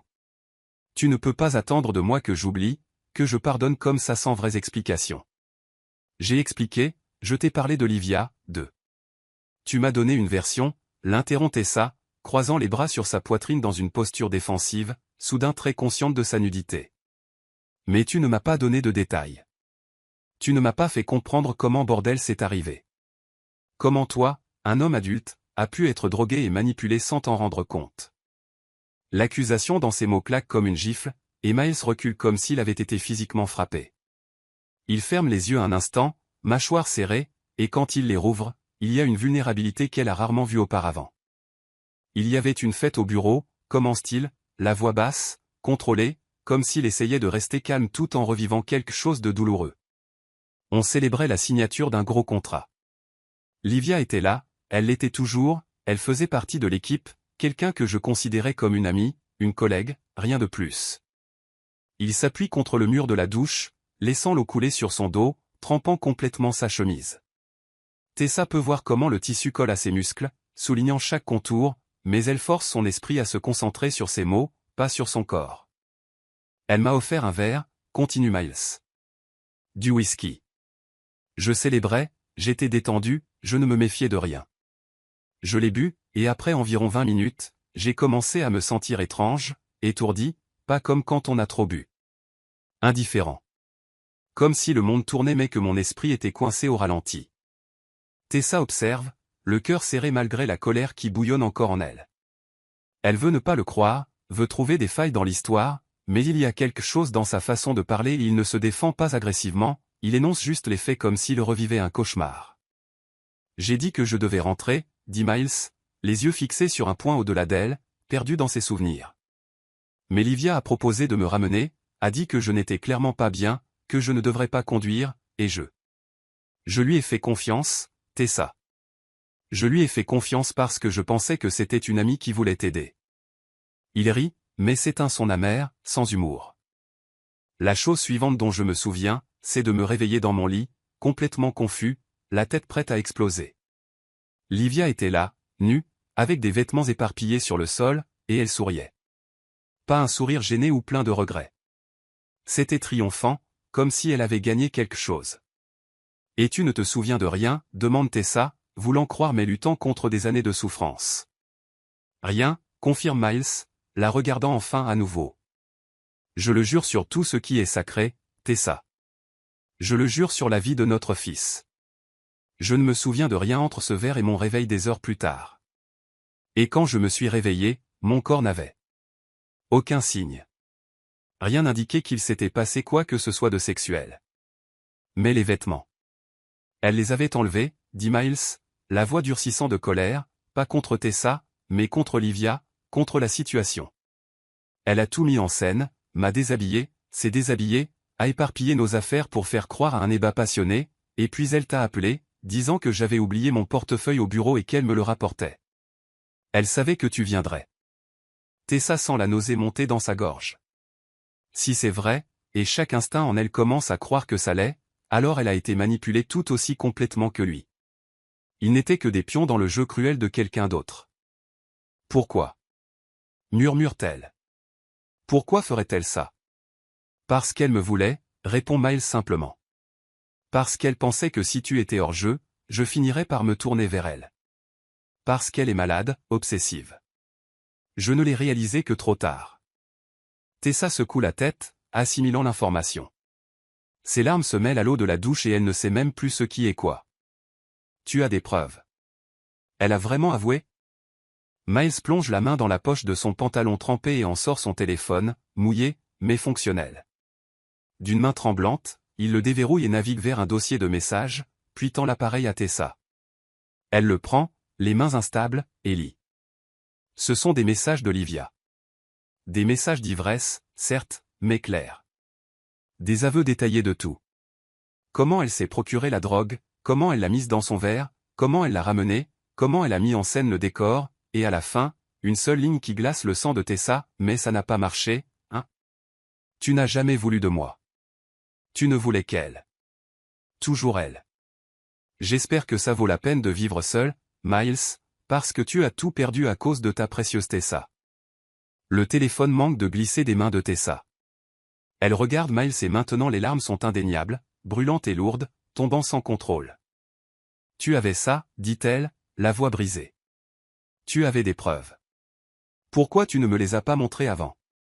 Parce qu'au moment où elle a envoyé ça, tu avais déjà disparu, répond Miles, la frustration et le désespoir débordant enfin. Tu avais changé de ville, changé de numéro, bloqué tous nos amis communs. J'ai essayé de te retrouver, Tessa. Pendant des mois. J'ai engagé des détectives, parlé à tout le monde. Mais tu ne voulais pas être trouvée. Parce que j'étais enceinte et brisée. Crie Tessa en retour, toute la colère et la douleur explosant enfin. Parce que je pensais que l'homme que j'aimais m'avait trompé. Parce que je ne savais pas comment élever un enfant avec quelqu'un qui m'avait détruite comme ça. Et je ne savais pas que tu étais enceinte. Hurle Miles à son tour. Et maintenant, ils sont là tous les deux, trempés, se criant dessus sous l'eau qui tombe, 2 ans de douleur et de non-dit remontant enfin à la surface. Si j'avais su, j'aurais retourné le monde entier pour te trouver, j'aurais enfoncé chaque porte, fouillé chaque ville jusqu'à te retrouver. Mais tu n'as pas assez cherché. J'ai cherché jusqu'à frôler la folie. Miles fait un pas vers elle, le regard flamboyant. Je me suis haï chaque jour pour avoir laissé cela arriver, pour ne pas avoir mieux protégé ce que nous avions. Je buvais jusqu'à m'évanouir juste pour dormir sans rêver de toi. Il s'arrête brusquement, sa voix se brisant. Il passe ses mains sur son visage, respirant lourdement. J'ai failli renoncer à vivre, Tessa, murmure-t-il enfin, et il y a une vérité si crue dans ces mots qu'il coupe plus profondément que n'importe quel cri. Parce que vivre sans toi, ce n'est pas vivre, c'est juste exister. Le silence qui suit est assourdissant. Juste le bruit de l'eau, leur respiration lourde, le monde qui continue dehors pendant qu'il reste piégé dans ce moment impossible. Tessa le regarde vraiment. Elle voit les cernes qu'il essaie de cacher, les rides d'inquiétude qui n'étaient pas là avant, la façon dont ses épaules semblent porter un poids invisible. Elle voit un homme qui a souffert autant qu'elle, peut-être plus, parce qu'il a souffert sans même savoir qu'il avait un enfant dans ce monde. Biel, dit-elle soudain, le nom sortant comme une révélation. Tu as perdu 3 ans de sa vie à cause de ça. Je sais, dit Miles, la voix étranglée. Et c'est quelque chose que je ne récupérerai jamais. Je ne verrai jamais ses premiers pas, n'entendrai pas ses premiers mots. Je n'aurai jamais ses souvenirs. Il fait un autre pas vers elle, et cette fois Tessa ne recule pas. Mais je suis là maintenant, continue-t-il, et si tu me laisses faire, si tu me donnes juste une chance, je passerai chaque jour du reste de ma vie à me rattraper, à être le père qu'il mérite, à être l'homme que tu mérites. Ses mains cherchent les siennes et il les tient doucement, ses pouces traçant des cercles sur sa peau. Je ne peux pas changer le passé, Tessa, je ne peux pas effacer la douleur que tu as ressentie ou le temps que nous avons perdu, mais je peux être là maintenant. Je peux me battre pour toi, pour nous, pour notre famille. Tessa regarde leurs mains, les siennes enveloppées par celles de Miles, si grandes, si familières que sa poitrine lui fait mal. Elle réalise qu'elle est fatiguée. Fatiguée de porter cette colère, fatiguée de la douleur, fatiguée de prétendre qu'elle ne ressent pas ce qu'elle ressent. Je ne te fais pas encore complètement confiance, admet-elle, la voix basse mais honnête. Je la regagnerai, promet Miles. Chaque jour, je la regagnerai. Ce ne sera pas facile. Je ne m'attends pas à ce que ça le soit. Je vais te faire travailler pour ça. Je n'en attendrai pas moins. Et puis, parce que les mots ne suffisent pas, parce que certaines choses ne peuvent être communiquées que par le toucher, Miles porte sa main à ses lèvres et embrasse ses doigts, un par un, avec une révérence qui fait monter de nouvelles larmes aux yeux de Tessa. Laisse-moi réparer ça, murmure-t-il contre sa peau. Laisse-moi t'aimer comme j'aurais toujours dû le faire. Laisse-moi te montrer que Noob est encore possible. Et Tessa, le cœur battant et l'esprit encore en lutte, mais le corps connaissant déjà la réponse, hoche enfin la tête. Ne me fais plus jamais de mal, murmure-t-elle. Parce que si tu le fais, Miles, je ne survivrai pas une deuxième fois. Plus jamais, jure-t-il en la tirant contre lui. Je préférerais mourir plutôt que de te blesser à nouveau. Et quand il l'embrasse cette fois, il n'y a plus d'hésitation d'aucun côté. Juste l'abandon. Le baiser est différent. Il n'y a plus de questionnement, plus de tentative d'être doux ou prudent. C'est un besoin pur, 2 ans de faim condensés en un seul instant, où les lèvres se rencontrent avec une urgence qui leur coupe le souffle à tous les deux. Miles serre Tessa plus fort, une main glissant sur sa nuque, ses doigts s'en mêlant dans ses cheveux mouillés, l'autre descendant le long de la cambrure de son dos. Tessa fond contre lui, toutes les défenses qu'elle avait si soigneusement érigées s'effondrant comme des châteaux de sable face à la marée. Ses mains remontent sur son torse, sentant le tissu trempé de sa chemise collé à ses muscles, sentant son cœur battre sauvagement sous ses paumes, aussi vite que le sien, aussi désespéré que le sien. Elle mordit doucement sa lèvre inférieure, et Miles gémit contre sa bouche, un son profond qui vibre à travers elle et enflamme chaque terminaison nerveuse de son corps. C'est un son dont elle se souvenait dans les rêves qui la hantaient lors des nuits solitaires, quand son esprit trahissait son cœur et la ramenait à des moments comme celui-ci. Dieu, ça m'a tellement manqué. Murmure Miles contre ses lèvres, la voix rauque, épaisse de désir. Tu m'as tellement manqué. Il l'embrasse encore, plus profondément cette fois, sa langue rencontrant la sienne dans une danse familière que leurs corps n'ont jamais oubliée. C'est intime d'une manière qui dépasse le physique. C'est la mémoire des corps, c'est la reconnaissance, ce sont 2 personnes qui se connaissent si profondément que leur corps parle une langue que personne d'autre ne peut comprendre.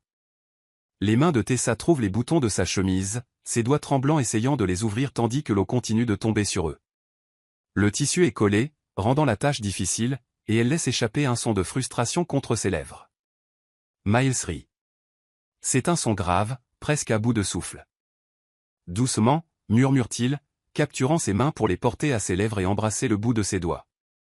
On a le temps. Non, répond Tessa, ses yeux croisant les siens avec une intensité qui le fige. Biel pourrait se réveiller. Je pourrais changer d'avis. On doit.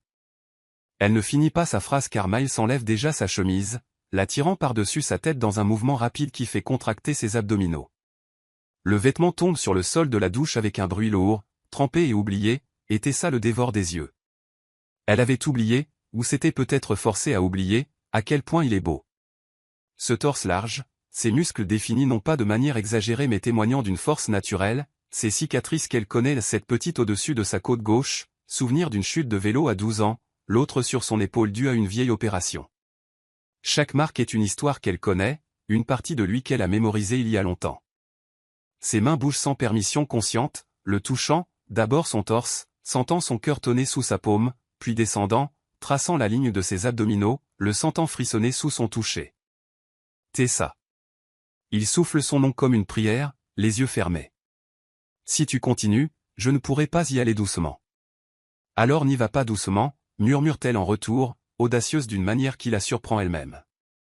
Je ne veux pas de douceur. Je te veux. Maintenant. Quelque chose s'embrasse dans le regard de Miles, une flamme qu'elle reconnaît, celle qu'elle voyait chaque fois qu'il la regardait de cette façon qui lui faisait trembler les genoux. Ses mains vont à sa taille, l'attirant contre lui avec une force qui chasse l'air de ses poumons. « Tu es sûr ?» demande-t-il, une dernière vérification, lui donnant une ultime chance de reculer. En guise de réponse, Tessa l'embrasse. C'est elle qui prend l'initiative cette fois, mordant, aspirant, explorant avec une faim qui l'effraie et l'excite en même temps. Et Miles répond de la même manière, ses mains voyageant sur son corps avec une révérence qui contredit l'urgence du baiser. Il la touche comme s'il redécouvrait un territoire sacré, la courbe de sa taille, le galbe de ses hanches, la peau douce de ses cuisses. Chaque contact laisse une traînée de feu, la faisant halter, la poussant à se presser davantage contre lui, en voulant plus, toujours plus. « Tu es encore plus belle », murmure Miles dans son cou, ses lèvres traçant un chemin brûlant le long de sa mâchoire. Plus belle que n'importe quel souvenir, plus belle que n'importe quel fantasme. Ses mains remontent, suivant la courbe de ses côtes jusqu'à trouver sa poitrine, et quand il la touche, doux mais ferme, respectueux mais possessif, Tessa laisse échapper un gémissement qui résonne sur les murs de la salle de bain. Miles. Souffle-t-elle, la tête basculant en arrière, offrant son cou à ses lèvres. Il accepte l'invitation, embrassant, mordillant, suçant la peau sensible à cet endroit, laissant sûrement des marques qu'elle devra cacher demain, mais cela n'a aucune importance maintenant. Rien ne compte sauf ce moment, cet homme, cette connexion qui n'est jamais morte malgré tout. Les doigts de Tessa trouvent sa ceinture, l'ouvrant avec une expertise née de l'habitude. Le bouton de son pantalon, la fermeture est claire, chaque mouvement est délibéré, chaque toucher intentionnel. Et quand elle glisse sa main à l'intérieur, le touchant par-dessus son boxeur, Miles gémit si fort qu'elle doit plaquer son autre main sur sa bouche. Chut, murmure-t-elle, les yeux pétillants de quelque chose à mi-chemin entre l'amusement et le désir. Tu vas réveiller Bill. Miles lui mordit doucement la paume, ses yeux sombres rivés aux siens. Alors arrête de me taquiner, répond-il, la voix si basse qu'elle ressemble presque à un grondement. Qui a dit que je te taquinais, demande Tessa en le serrant à travers le tissu, ce qui l'oblige à fermer fort les yeux, la mâchoire contractée. D'un mouvement vif, Miles saisit ses poignets, les tire au-dessus de sa tête et la plaque doucement contre le mur froid de la douche. L'eau ruisselle désormais sur eux en diagonale, créant un rideau qui les isole encore davantage dans leur propre bulle. À mon tour, dit-il, son regard parcourant chaque centimètre de son corps avec une intensité qui la fait frissonner. Puis, il s'agenouille. Tessa cesse de respirer, littéralement, l'air bloqué dans sa gorge alors qu'elle le regarde embrasser son ventre, sans précipitation, mais avec attention, avec tendresse. Il embrasse les vergetures argentées que la grossesse a laissées, ces marques qu'elle déteste parfois mais qui, sous ses lèvres, semblent soudain magnifiques. « Tu as porté notre fils ici », murmure-t-il contre sa peau. « Tu as donné la vie. Comment pourrais-je trouver la moindre partie de toi moins que parfaite ?» Les larmes reviennent, se mêlant à l'eau qui tombe. Tessa est incapable de parler, elle se contente de regarder alors qu'il poursuit son exploration révérencieuse, embrassant ses hanches, ses cuisses, chaque effleurement exprimant ce que les mots ne peuvent dire. Lorsqu'il lève enfin les yeux, toujours à genoux devant elle, une question silencieuse flotte dans son regard. Une permission. Un consentement. Une dernière vérification, et Tessa, incapable de former des mots, hoche simplement la tête. Ce qui suit est une adoration lente et délibérée qui lui fait oublier son propre nom. Miles connaît son corps, connaît chaque zone sensible, chaque endroit qui l'a fait halter, chaque mouvement qui l'a fait trembler, et il utilise ce savoir maintenant, la faisant grimper de plus en plus haut jusqu'à ce qu'elle agrippe ses épaules pour ne pas tomber, les jambes flageolantes, le monde entier réduit à cet instant, à cette sensation, à cet homme qui n'a jamais cessé de savoir exactement comment la toucher. Lorsqu'elle atteint enfin le sommet, elle doit mordre son propre poing pour ne pas crier, tout son corps convulsant avec une intensité qui la laisse à bout de souffle. Miles la soutient tout du long, ses mains fermes sur ses hanches, la gardant stable alors qu'elle s'effondre. Et quand elle redescend enfin sur terre, tremblante et haletante, il se relève, prend son visage entre ses deux mains et l'embrasse avec une tendresse qui contraste avec l'intensité de ce qui vient de se passer. « Je t'aime », murmure-t-il contre ses lèvres. « Je n'ai jamais cessé. Et je ne cesserai jamais. » Tessa ne peut répondre par des mots, alors elle lui rend son baiser, déversant tout ce qu'elle ressent dans cette étreinte, l'amour qui n'est jamais mort, le pardon qui commence à éclore, l'espoir dangereux que peut-être, juste peut-être, ils ont droit à une seconde chance. Emmène-moi au lit, finit-elle par chuchoter lorsque le baiser prend fin. Je ne veux pas faire ça ici. Je veux prendre le temps. Je veux que ce soit spécial. Miles sourit. C'est un sourire lent, lourd de promesses. Tout ce que tu voudras, dit-il. Absolument tout. Il coupe l'eau, attrape une grande serviette dans le placard et enveloppe Tessa avec précaution, comme si elle était un objet précieux. Puis il en prend une autre pour lui, la nouant lâchement autour de sa taille. Il quitte la salle de bain, la vapeur les suivant comme une brume. Miles la soulève dans ses bras, lui arrachant une exclamation de surprise, et la porte jusqu'à la chambre, la porte se refermant doucement derrière eux avec un déclic qui sonne comme une promesse. Et alors qu'il la dépose sur le lit, le doux clair de lune traversant la fenêtre et peignant leur corps d'argent, Tessa sait qu'il n'y a pas de retour en arrière. Elle tombe amoureuse à nouveau. Et cette fois, elle se laisse faire. Le clair de lune se déverse par la fenêtre de la chambre comme de l'encre argentée renversée, baignant tout d'une lueur éthérée qui semble suspendre le temps. Miles dépose Tessa délicatement sur le lit, la serviette qui l'enveloppe s'ouvre légèrement, révélant la courbe de son épaule, la ligne délicate de sa clavicule. Il reste là un instant, simplement à la regarder, et il y a quelque chose dans sa façon de l'observer avec révérence, avec désir, avec amour qui fait s'emballer le cœur de Tessa. Tu me rends nerveuse, dit-elle, essayant de paraître désinvolte, mais sa voix tremble, exposant sa vulnérabilité. Désolé, répond Miles, sans détourner le regard. C'est juste que j'ai passé tellement de temps à imaginer ce moment, à en rêver, et maintenant que ça arrive, je veux graver chaque seconde dans ma mémoire. Il s'agenouille sur le lit à côté d'elle, la serviette nouée lâchement autour de sa taille laissant peu de place à l'imagination. Des gouttes d'eau perlent encore sur sa peau, glissant lentement le long de son torse, de son abdomen, et Tessa doit réprimer l'envie de les suivre avec sa langue. Je peux, demande Miles, ses doigts planant au-dessus du bord de sa serviette. Tessa hoche la tête, incapable de trouver ses mots. Lorsqu'il déplie lentement la serviette, exposant son corps à la lumière douce, elle doit lutter contre l'envie de se couvrir. Car même après tout, après le sexe dans la douche, après toute l'intimité qu'ils ont partagée, il y a quelque chose de différent dans ce moment, quelque chose de plus vulnérable, de plus exposé. Peut-être est-ce la lumière, peut-être est-ce le temps, peut-être est-ce simplement le poids de tout ce qui s'est passé entre eux, rendu palpable dans ce petit espace silencieux. Magnifique, murmure Miles. Le mot porte tant de poids, tant de sincérité, que Tessa sent les larmes lui piquer les yeux à nouveau. Tu es si absurdement belle, Tessa.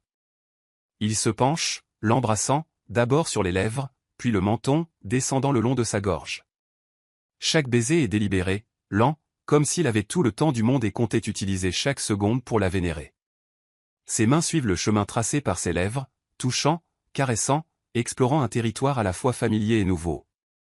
Tu me coupes toujours le souffle, murmure-t-il contre sa peau, la voix rauque d'émotion. Après tout, après toutes ces années, tu as toujours le pouvoir de me faire oublier comment respirer. Tessa se cambre sous son toucher, ses mains remontant pour s'enfouir dans ses cheveux encore humides.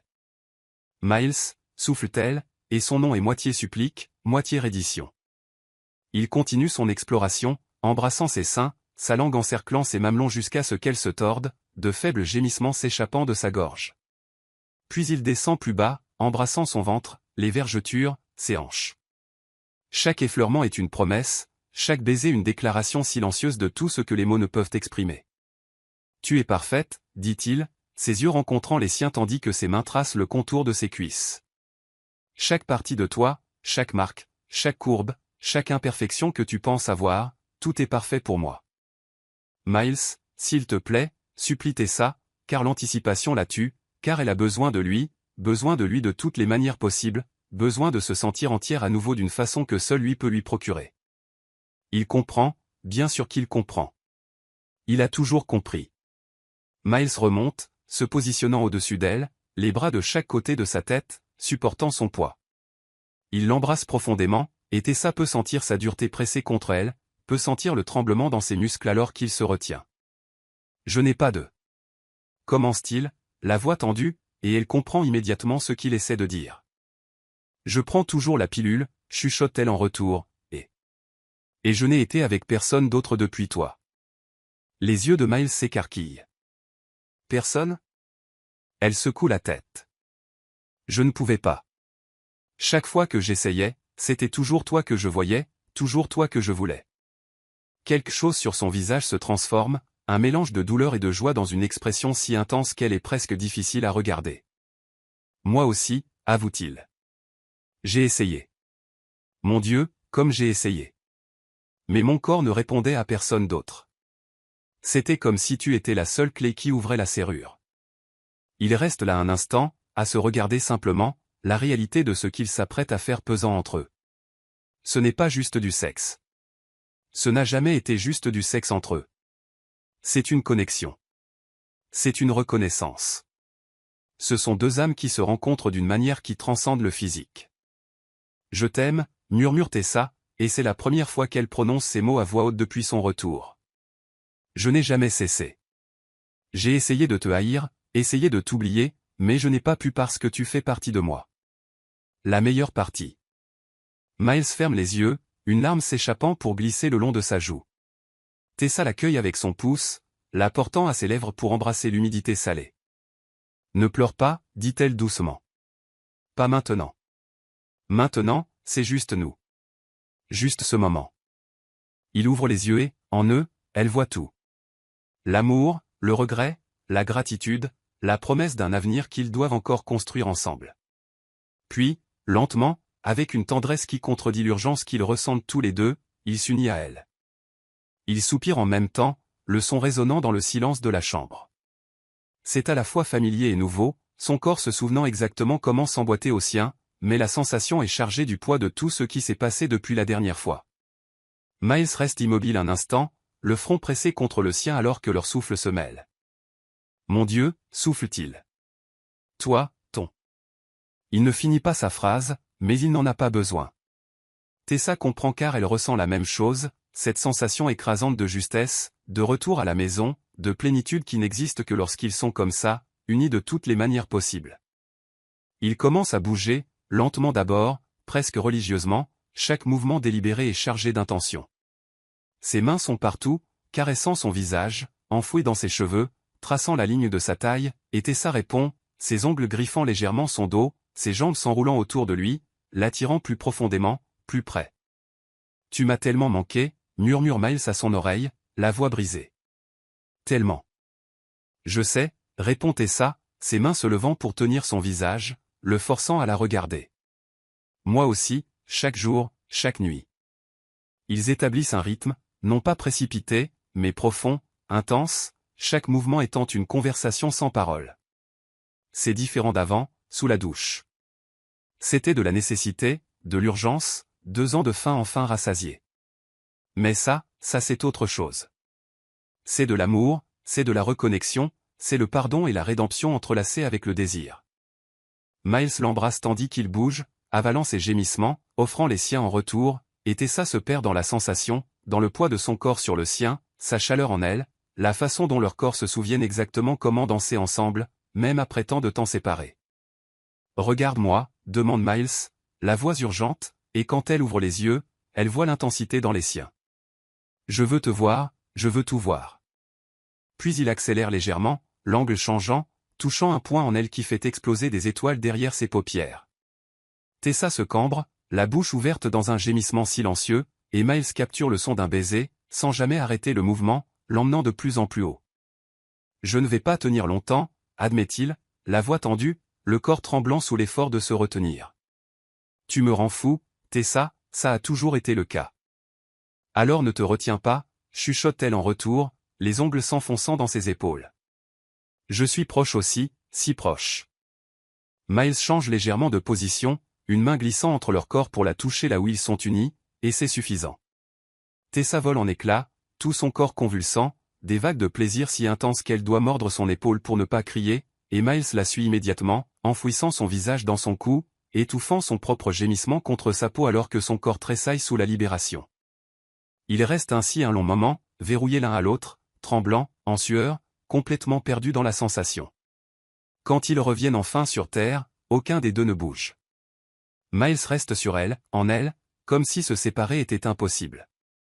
Et peut-être que ça l'est, peut-être qu'après tant de temps séparés, l'idée de créer la moindre distance, même physique, est insupportable. Je t'aime, murmure-t-il dans le noir, la voix épaisse d'émotion. Plus que tout, plus que la vie elle-même. Tessa caresse doucement son dos, ses doigts traçant des motifs insignifiants sur sa peau humide. Je t'aime aussi. Je t'ai toujours aimé. Et je t'aimerai toujours. Finalement, Miles bouge, se retirant d'elle avec précaution pour s'allonger à ses côtés, mais il la tire immédiatement contre lui, ses bras s'enroulant autour d'elle, leurs jambes entrelacées, comme s'ils ne pouvaient supporter même l'air entre leurs corps. Tessa s'emboîte parfaitement contre lui, sa tête sur son épaule, sa main sur son cœur, sentant ses battements forts et réguliers sous sa paume. Son odeur l'enveloppe, sueur, sexe et cet arôme indéfinissable qui est purement Miles, et elle respire profondément, le laissant remplir ses poumons, marquer ses sens. Reste, murmure-t-elle dans l'obscurité. Ce soir. Reste juste là. Je resterai pour toujours si tu me laisses faire, répond Miles en embrassant le sommet de sa tête. Je ne quitterai plus ta vie, Tessa, pas de mon plein gré. Il faudra me mettre à la porte. Elle sourit contre sa peau. Je ne ferai pas ça. Promis? Promis. Et là, enveloppés dans des draps emmêlés et le clair de lune, ils s'endorment entrelacés, deux cœurs qui ont enfin retrouvé le chemin l'un vers l'autre.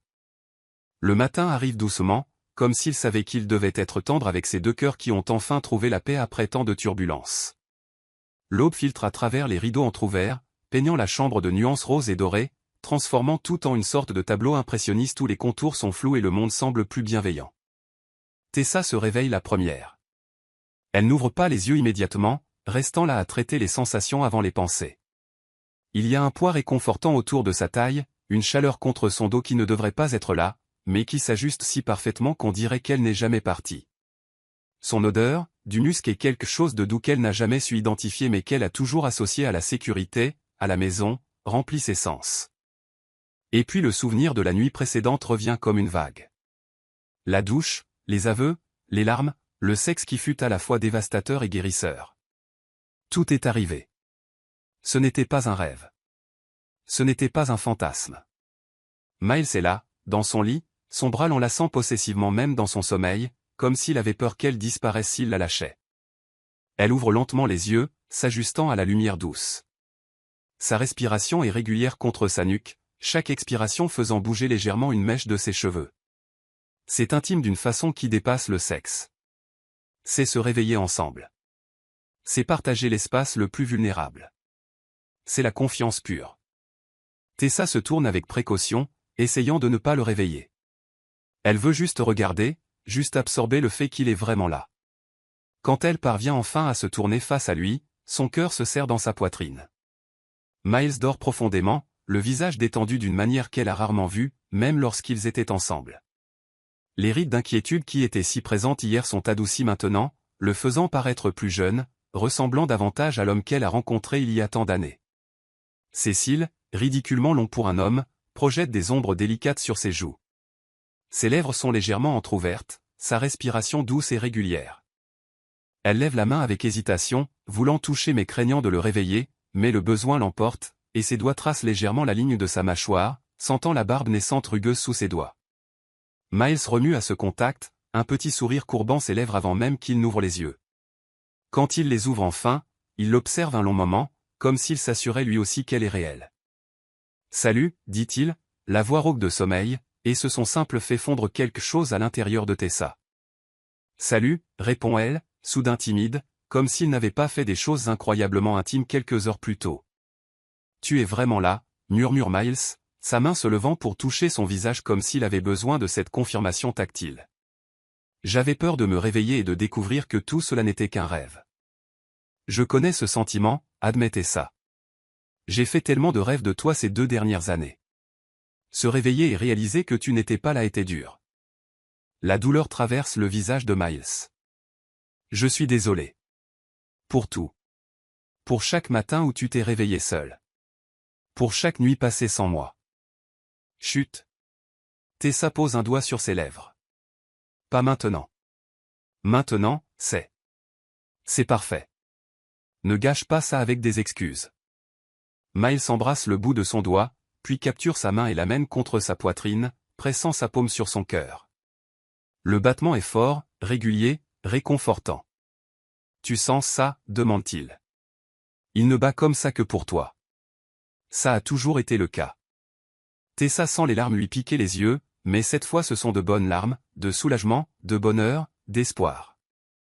Miles, je veux faire les choses bien cette fois, poursuit-il, l'intensité de retour dans son regard. Je veux me réveiller chaque matin comme ça, avec toi dans mes bras. Je veux prendre le petit déjeuner avec toi et Bill. Je veux être présent pour chaque moment, les grands comme les petits. Je veux être le père qu'il mérite et le partenaire que tu mérites. Est-ce une demande en mariage, demande Tessa, mi-plaisantant, mi-sérieuse. Miles rit doucement. Pas encore. Quand je le ferai, ce sera spécial. Ce sera mémorable. Ce sera digne de toi. Il caresse son menton avec son pouce. Mais je te promets, ici et maintenant, que je le ferai. Quand tu seras prête. Quand nous serons prêts. Et si je ne suis jamais prête, demande Tessa, le testant, voulant voir comment il réagit.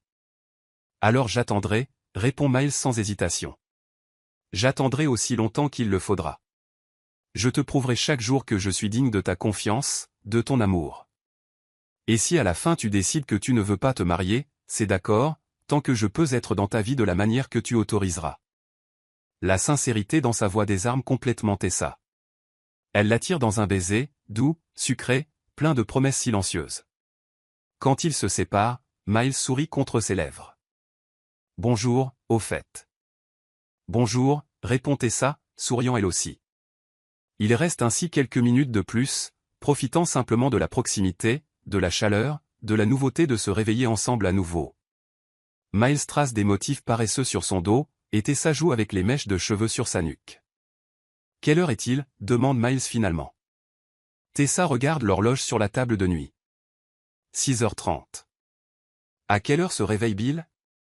Vers 7h, généralement. Elle le regarde, la réalité commençant à s'infiltrer dans la bulle parfaite qu'ils ont construite. On doit parler de ça, de comment on va lui expliquer que tu es là, que moi et papa on est ensemble à nouveau. Complète Miles, plein d'espoir. Le sommes-nous, demande Tessa, et ce n'est pas qu'elle doute, mais elle a besoin de l'entendre clairement, besoin d'établir ce que cela signifie. Miles se redresse sur son coude, la regardant sérieusement. Je le veux, plus que tout. Mais je comprends si tu as besoin de temps, si nous devons y aller doucement. Je le veux aussi, admet Tessa. Mais j'ai peur d'être blessé à nouveau, peur de blesser Bill si ça ne marche pas. Ça marchera, dit Miles, avec une conviction qui apaise quelque chose en elle. Parce que nous le voulons tous les deux, parce que nous avons appris de nos erreurs passées, parce que cette fois nous allons communiquer, nous allons être honnêtes, nous allons nous battre dans les moments difficiles au lieu d'abandonner. Tessa hoche lentement la tête. Alors, on y va doucement. Tu seras présent dans la vie de Bill en tant que père, et nous reconstruirons notre relation pas à pas. N'importe quel pas que tu voudras faire, accepte Miles, à ton rythme, sans pression. Mais tu peux rester parfois, ajoute Tessa, rougissant légèrement. Pour dormir, je veux dire, si tu veux. Le sourire qui illumine le visage de Miles est comme un lever de soleil. Je le veux, vraiment beaucoup. Ils s'embrassent à nouveau, et cette fois il y a une légèreté qui n'était pas là la veille, la légèreté des décisions prises, des chemins choisis, des futurs qui commencent à prendre forme. Le bruit de petits pieds dans le couloir les fait se séparer brusquement. Bill, chuchote Tessa, les yeux écarquillés. Il se réveille. Miles attrape rapidement le t-shirt qui était sur le sol et l'enfile. Tessa saisit le peignoir accroché à la chaise et le met à la hâte. Ils ont à peine le temps de se composer une attitude quand la porte s'ouvre lentement et qu'une petite tête apparaît. « Maman » dit Bill, encore endormi, en frottant ses yeux. Puis il voit Miles dans le lit, ses yeux s'agrandissent. « Papa. »« Eh, champion » dit doucement Miles en ouvrant ses bras. Bill n'hésite pas. Il court vers le lit et saute, se blottissant entre Miles et Tessa. « Papa a dormi ici ?» Tessa et Miles échangent un regard. « Oui » répond Tessa avec précaution. « Papa est resté dormir. »« C'est d'accord ?» ?»« Oui » dit joyeusement Bill, complètement insouciant des complexités de la situation. « C'est cool. Maintenant on est une vraie famille. » L'innocence de cette déclaration frappe les deux adultes de plein fouet. Tessa sent les larmes lui brûler les yeux à nouveau, et Miles doit s'éclaircir la voix pour parler. Ouais, champion, dit Miles en embrassant le sommet de la tête de son fils. On l'est. Et là, dans les premiers rayons du matin, tous les trois sont allongés ensemble, Bill entre ses parents, babillant sur ses rêves et ses voitures, complètement inconscient du miracle silencieux qui se produit autour de lui. Une famille. Brisée, oui. Réparée, certainement. Mais une famille, malgré tout. Et peut-être, pense Tessa en regardant Miles prendre des voix drôles pour Bill, peut-être que les choses brisées qui sont soigneusement réparées sont plus fortes que celles qui n'ont jamais cassé. Peut-être qu'il y a de l'espoir. Peut-être qu'il y a assez d'amour pour guérir toutes les blessures. Et peut-être, juste peut-être, qu'ils peuvent vraiment avoir une fin heureuse. La maison sent les pancakes et le café frais, une combinaison qui transforme la matinée en quelque chose de chaleureux et d'accueillant. Tessa est dans la cuisine, tablier noué autour de la taille, retournant des pancakes dans la poêle, tout en regardant par la fenêtre le jardin où Miles et Bill jouent. Le soleil matinal baigne tout d'une lumière dorée, et il y a quelque chose de presque surréel dans cette scène, comme si elle regardait la photographie d'une vie qu'elle a toujours voulu mais qu'elle ne pensait jamais avoir. Miles est à genoux dans l'herbe, faisant une course de voiture avec Bill, et le rire du garçon résonne dans l'air comme une musique. Chaque fois que Miles fait un bruit de moteur exagéré ou prétend que sa voiture s'est retournée, Bill rit encore plus fort, tout son corps secoué de pure joie. « Maman !» crie Bill depuis la fenêtre. « Regarde comme papa est drôle !» Tessa sourit en faisant un signe de la main. « Je vois, chérie. Mais venez manger bientôt. Les pancakes sont presque prêts. » Miles la regarde à travers la fenêtre, et le sourire qu'il lui adresse, large, authentique, plein de gratitude, fait bondir son cœur. Il dit quelque chose à Bill, et les deux commencent à ramasser les jouets, revenant à l'intérieur main dans la main. L'image d'eux comme ça, père et fils, si semblables avec leur large sourire et leurs yeux brillants, crée une boule dans la gorge de Tessa. C'est ce qu'elle a imaginé tant de fois pendant sa grossesse, pendant les nuits solitaires, quand elle berçait Bill seul, durant chaque anniversaire et étape importante que Miles a manqué. Et maintenant, ça arrive. C'est enfin en train d'arriver. Ça sent incroyablement bon ici, dit Miles quand ils entrent par la porte de la cuisine. Il s'approche d'elle, et un instant elle pense qu'il va juste prendre une assiette, mais au lieu de cela il passe ses bras autour d'elle par derrière, le menton posé sur son épaule, les mains autour de sa taille. C'est un geste décontracté, domestique, le genre de choses que les couples font tous les jours sans y penser, mais pour eux, cela porte un poids, une histoire, la promesse de milliers de matins comme celui-ci dans le futur. « Tu me distrais, dit Tessa, mais elle sourit en parlant. « C'est l'intention, » murmure Miles à son oreille, déposant un baiser rapide juste en dessous avant de s'éloigner. « Besoin d'aide ? » « Tu peux mettre la table, » répond Tessa en retournant le dernier pancake. Ils travaillent en synchronisation, Miles prenant les assiettes et les tasses, Tessa apportant la pile de pancakes, Bill plaçant les serviettes la plupart sur la table, certaines tombant par terre, mais l'effort est adorable. C'est chorégraphié sans être répété, naturel d'une manière qui surprend les deux adultes. Quand ils s'assoient enfin pour manger, Bill entre deux, il y a un moment de silence où chacun se contente de se regarder, et puis Bill, avec la sagesse simple d'un enfant, dit « C'est bien. J'aime quand on est tous ensemble. » Tessa doit cligner rapidement des yeux pour retenir ses larmes. Miles tend la main à travers la table et prend la sienne, la serrant doucement. « Moi aussi, champion, dit-il, la voix épaisse. Moi aussi. » Le petit déjeuner est rempli de conversations animées, Bill parlant de ses amis de la maternelle, Miles posant des questions sincèrement intéressées, Tessa observant l'interaction avec un cœur si plein qu'il semble prêt à exploser. Il y a des moments où Miles ne sait pas comment répondre, où il est clair qu'il a manqué tant de choses de la vie de Bill, mais il ne fait pas semblant de savoir. Au lieu de cela, il demande, il apprend, il absorbe chaque information comme si c'était de l'or. Après le petit déjeuner, alors que Bill est distrait par des dessins animés dans le salon, Miles aide Tessa à faire la vaisselle. Ils se tiennent côte à côte à l'évier, lui lavant, elle essuyant, dans un silence confortable qui n'est ponctué que par le bruit de l'eau et les rires occasionnels de Bill venant de l'autre pièce. « Merci, » dit soudain Miles. Tessa le regarde. « Pourquoi ? » »« Pour me donner cette chance, » répond-il, les yeux fixés sur les bulles de savon, mais la voix chargée d'émotion. « Pour me laisser entrer dans vos vies à nouveau. Pour ne pas m'avoir fermé la porte définitivement. Je sais que je ne le mérite pas, que j'aurais dû me battre plus forte avant. Miles. L'interrompt Tessa doucement, plaçant sa main sur la sienne dans l'eau. Arrête de te punir. Nous avons tous les deux fait des erreurs. J'aurais pu te donner une chance d'expliquer cette nuit-là. J'aurais pu te contacter après, quand j'ai découvert la grossesse. Mais j'étais blessé et en colère, et j'ai pris des décisions basées sur la douleur au lieu de la logique. Tu avais tout à fait le droit d'être blessé et en colère. Je l'étais, convient-elle. Mais ça ne veut pas dire que mes décisions étaient les meilleures. Regarde ce que ça a coûté. 2 ans de la vie de Bill que tu ne récupéreras jamais.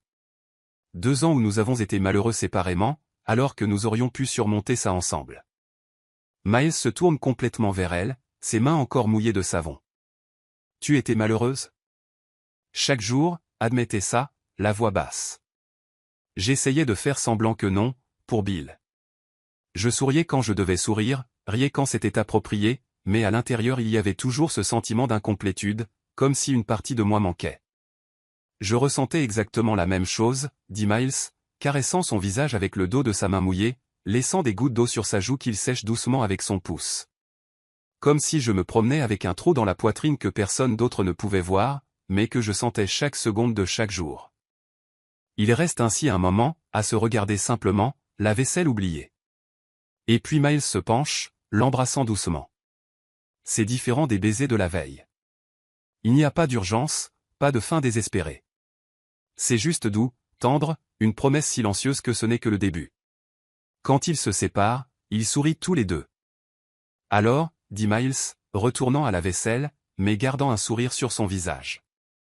Comment on va faire marcher ça? Logistiquement, je veux dire. J'ai mon appartement à l'autre bout de la ville, mon travail. On trouvera une solution, l'interrompt Tessa. Ensemble. Peut-être que tu peux rester ici quelques jours par semaine jusqu'à ce qu'on voit comment les choses évoluent. Et finalement. Elle s'arrête, rougissant légèrement. Finalement? Encourage Miles, plein d'espoir. Finalement, peut-être que tu pourras emménager ici pour de bon, finit-elle, les mots sortant dans un flot nerveux. Si les choses continuent de bien se passer, je veux dire. Je ne dis pas que ça doit être maintenant ou. Miles la fait taire par un autre baiser, cette fois plus profond, lui faisant complètement oublier ce qu'elle disait. J'adorerais ça, dit-il quand il s'éloigne enfin. Plus que tout. Mais à ton rythme, Tessa. Pas de précipitation. Nous avons le reste de nos vies. Le reste de nos vies. Les mots résonnent dans son esprit, peignant des images de futurs possibles, des Noëls ensemble, des anniversaires, peut-être même des frères et sœurs pour Bill. Une vie entière de matins comme celui-ci, de vaisselle faite ensemble, de baisers volés pendant que les enfants regardent la télé dans le salon. C'est effrayant et excitant à la fois. Après avoir fini de nettoyer, tous les trois vont dans la chambre de Bill. Le garçon veut montrer à son père chaque jouet, chaque dessin, chaque trésor précieux qu'il a accumulé au cours de ses 3 années de vie. Et Miles prête attention à tout, sincèrement fasciné, posant des questions, félicitant, se connectant avec son fils d'une manière qui serre le cœur de Tessa. À un moment donné, Bill bâille grandement. « J'ai sommeil », annonce-t-il en frottant ses yeux. « Que dirais-tu d'une sieste ?» suggère Tessa en regardant l'horloge. Il est presque midi et Bill est debout depuis tôt. Seulement si papa reste ici jusqu'à ce que je m'endorme, négocie Bill, plein d'espoir. Miles regarde Tessa, posant une question silencieuse. Elle hoche la tête. Bien sûr, champion, dit Miles en prenant Bill dans ses bras pour le porter au lit. Je resterai ici aussi longtemps que tu auras besoin. Tessa les observe depuis l'encadrement de la porte, Miles couchant Bill dans son lit, le couvrant avec sa couverture préférée, celle avec les dinosaures, arrangeant les peluches autour de lui. C'est si naturel, si paternel, qu'elle peut presque oublier qu'il a manqué les premières années. Papa, dit Bill, endormi. Oui. Tu vas rester pour toujours maintenant, ou tu vas repartir? La question est innocente, mais elle frappe Miles comme une balle. Tessa voit la douleur traverser son visage, le voit déglutir difficilement avant de répondre. Je reste, dit-il, la voix ferme malgré l'émotion. Je ne pars plus, Bill, je le promets. Papa a été perdu pendant un moment, mais maintenant je me suis retrouvé, et rien ne m'éloignera de toi et de ta maman à nouveau. Tu promets vraiment? Insiste Bill, ses petits yeux se fermant déjà. Je promets vraiment, répète Miles en embrassant le front de son fils. Tu peux me faire confiance. Bill sourit, satisfait, et en quelques minutes il dort profondément, sa poitrine se soulevant et s'abaissant à un rythme régulier. Miles reste assis là, sur le bord du lit, quelques minutes de plus, observant simplement son fils dormir. Tessa s'approche silencieusement, posant une main sur son épaule. « Tu vas bien » chuchote-t-elle. Miles essuie rapidement ses yeux. « Ça va. C'est juste. Il est parfait, Tessa, et j'ai failli perdre ça. Failli perdre la chance de le connaître. Mais tu ne l'as pas perdu, lui rappelle doucement Tessa. Tu es là maintenant, et tu as tant d'années devant toi avec lui. » Miles se lève, et ensemble ils quittent la chambre doucement, laissant la porte entr'ouverte. Une fois dans le couloir, Miles l'attire dans une étreinte, pas sexuelle, juste réconfortante, rassurante. « Merci, murmure-t-il dans ses cheveux, d'être la mère incroyable que tu es, d'avoir si bien élevé notre fils seul, d'avoir été forte quand je n'étais pas là pour l'être avec toi. Nous allons être forts ensemble maintenant, dit Tessa contre sa poitrine. Ensemble. Ensemble, répète Miles, et le mot sonne comme un vœu. Ils restent ainsi un long moment, se tenant juste l'un l'autre, existant simplement dans le même espace, étant simplement là. Et quand ils se séparent enfin, quand ils se regardent avec des yeux humides mais souriants, ils savent tous les deux que ce n'est pas une fin, c'est un commencement. Le début de quelque chose qui était brisé, mais qui est maintenant soigneusement réparé, le début d'une famille qui n'aurait jamais dû être séparée, le début d'un amour qui a résisté au temps, à la distance, à la trahison, à la douleur, et qui a survécu. Et peut-être, juste peut-être, ce commencement sera-t-il encore plus beau que tout ce qui a précédé, parce que maintenant ils savent. Ils savent combien ça fait mal de se perdre, ils connaissent la valeur de ce qu'ils ont, et ils savent qu'ils se battront avec tout ce qu'ils ont pour ne jamais laisser cela leur échapper à nouveau. Ensemble, ils retournent au salon, main dans la main. Ensemble, ils s'assoient sur le canapé, elle blottit contre lui. Ensemble, ils planifient un avenir qui inclut 3 personnes au lieu de 2 séparées. Et ensemble, toujours ensemble désormais, ils trouvent enfin ce qu'ils cherchaient depuis toujours, la paix, la maison, l'amour. Parfois, l'amour ne consiste pas à ne jamais tomber, mais à avoir le courage de se relever, de pardonner, de reconstruire sur les ruines de ce qui a été brisé. Tessa et Miles apprennent que certaines histoires ne finissent pas, elles font juste une pause, attendant le bon moment pour recommencer. Et quand elles redémarrent, elles apportent avec elles la sagesse de la douleur, la profondeur du manque, et la certitude que certaines connexions sont trop fortes pour être détruites par les malentendus ou la distance. Ils ont perdu du temps, oui, mais ils ont gagné quelque chose de plus précieux, la compréhension que le véritable amour n'abandonne pas. Il attend, il se bat, il endure. Et vous ? Croyez-vous que certaines personnes méritent une seconde chance ? Que le pardon peut être le pont vers un nouveau départ plus fort ?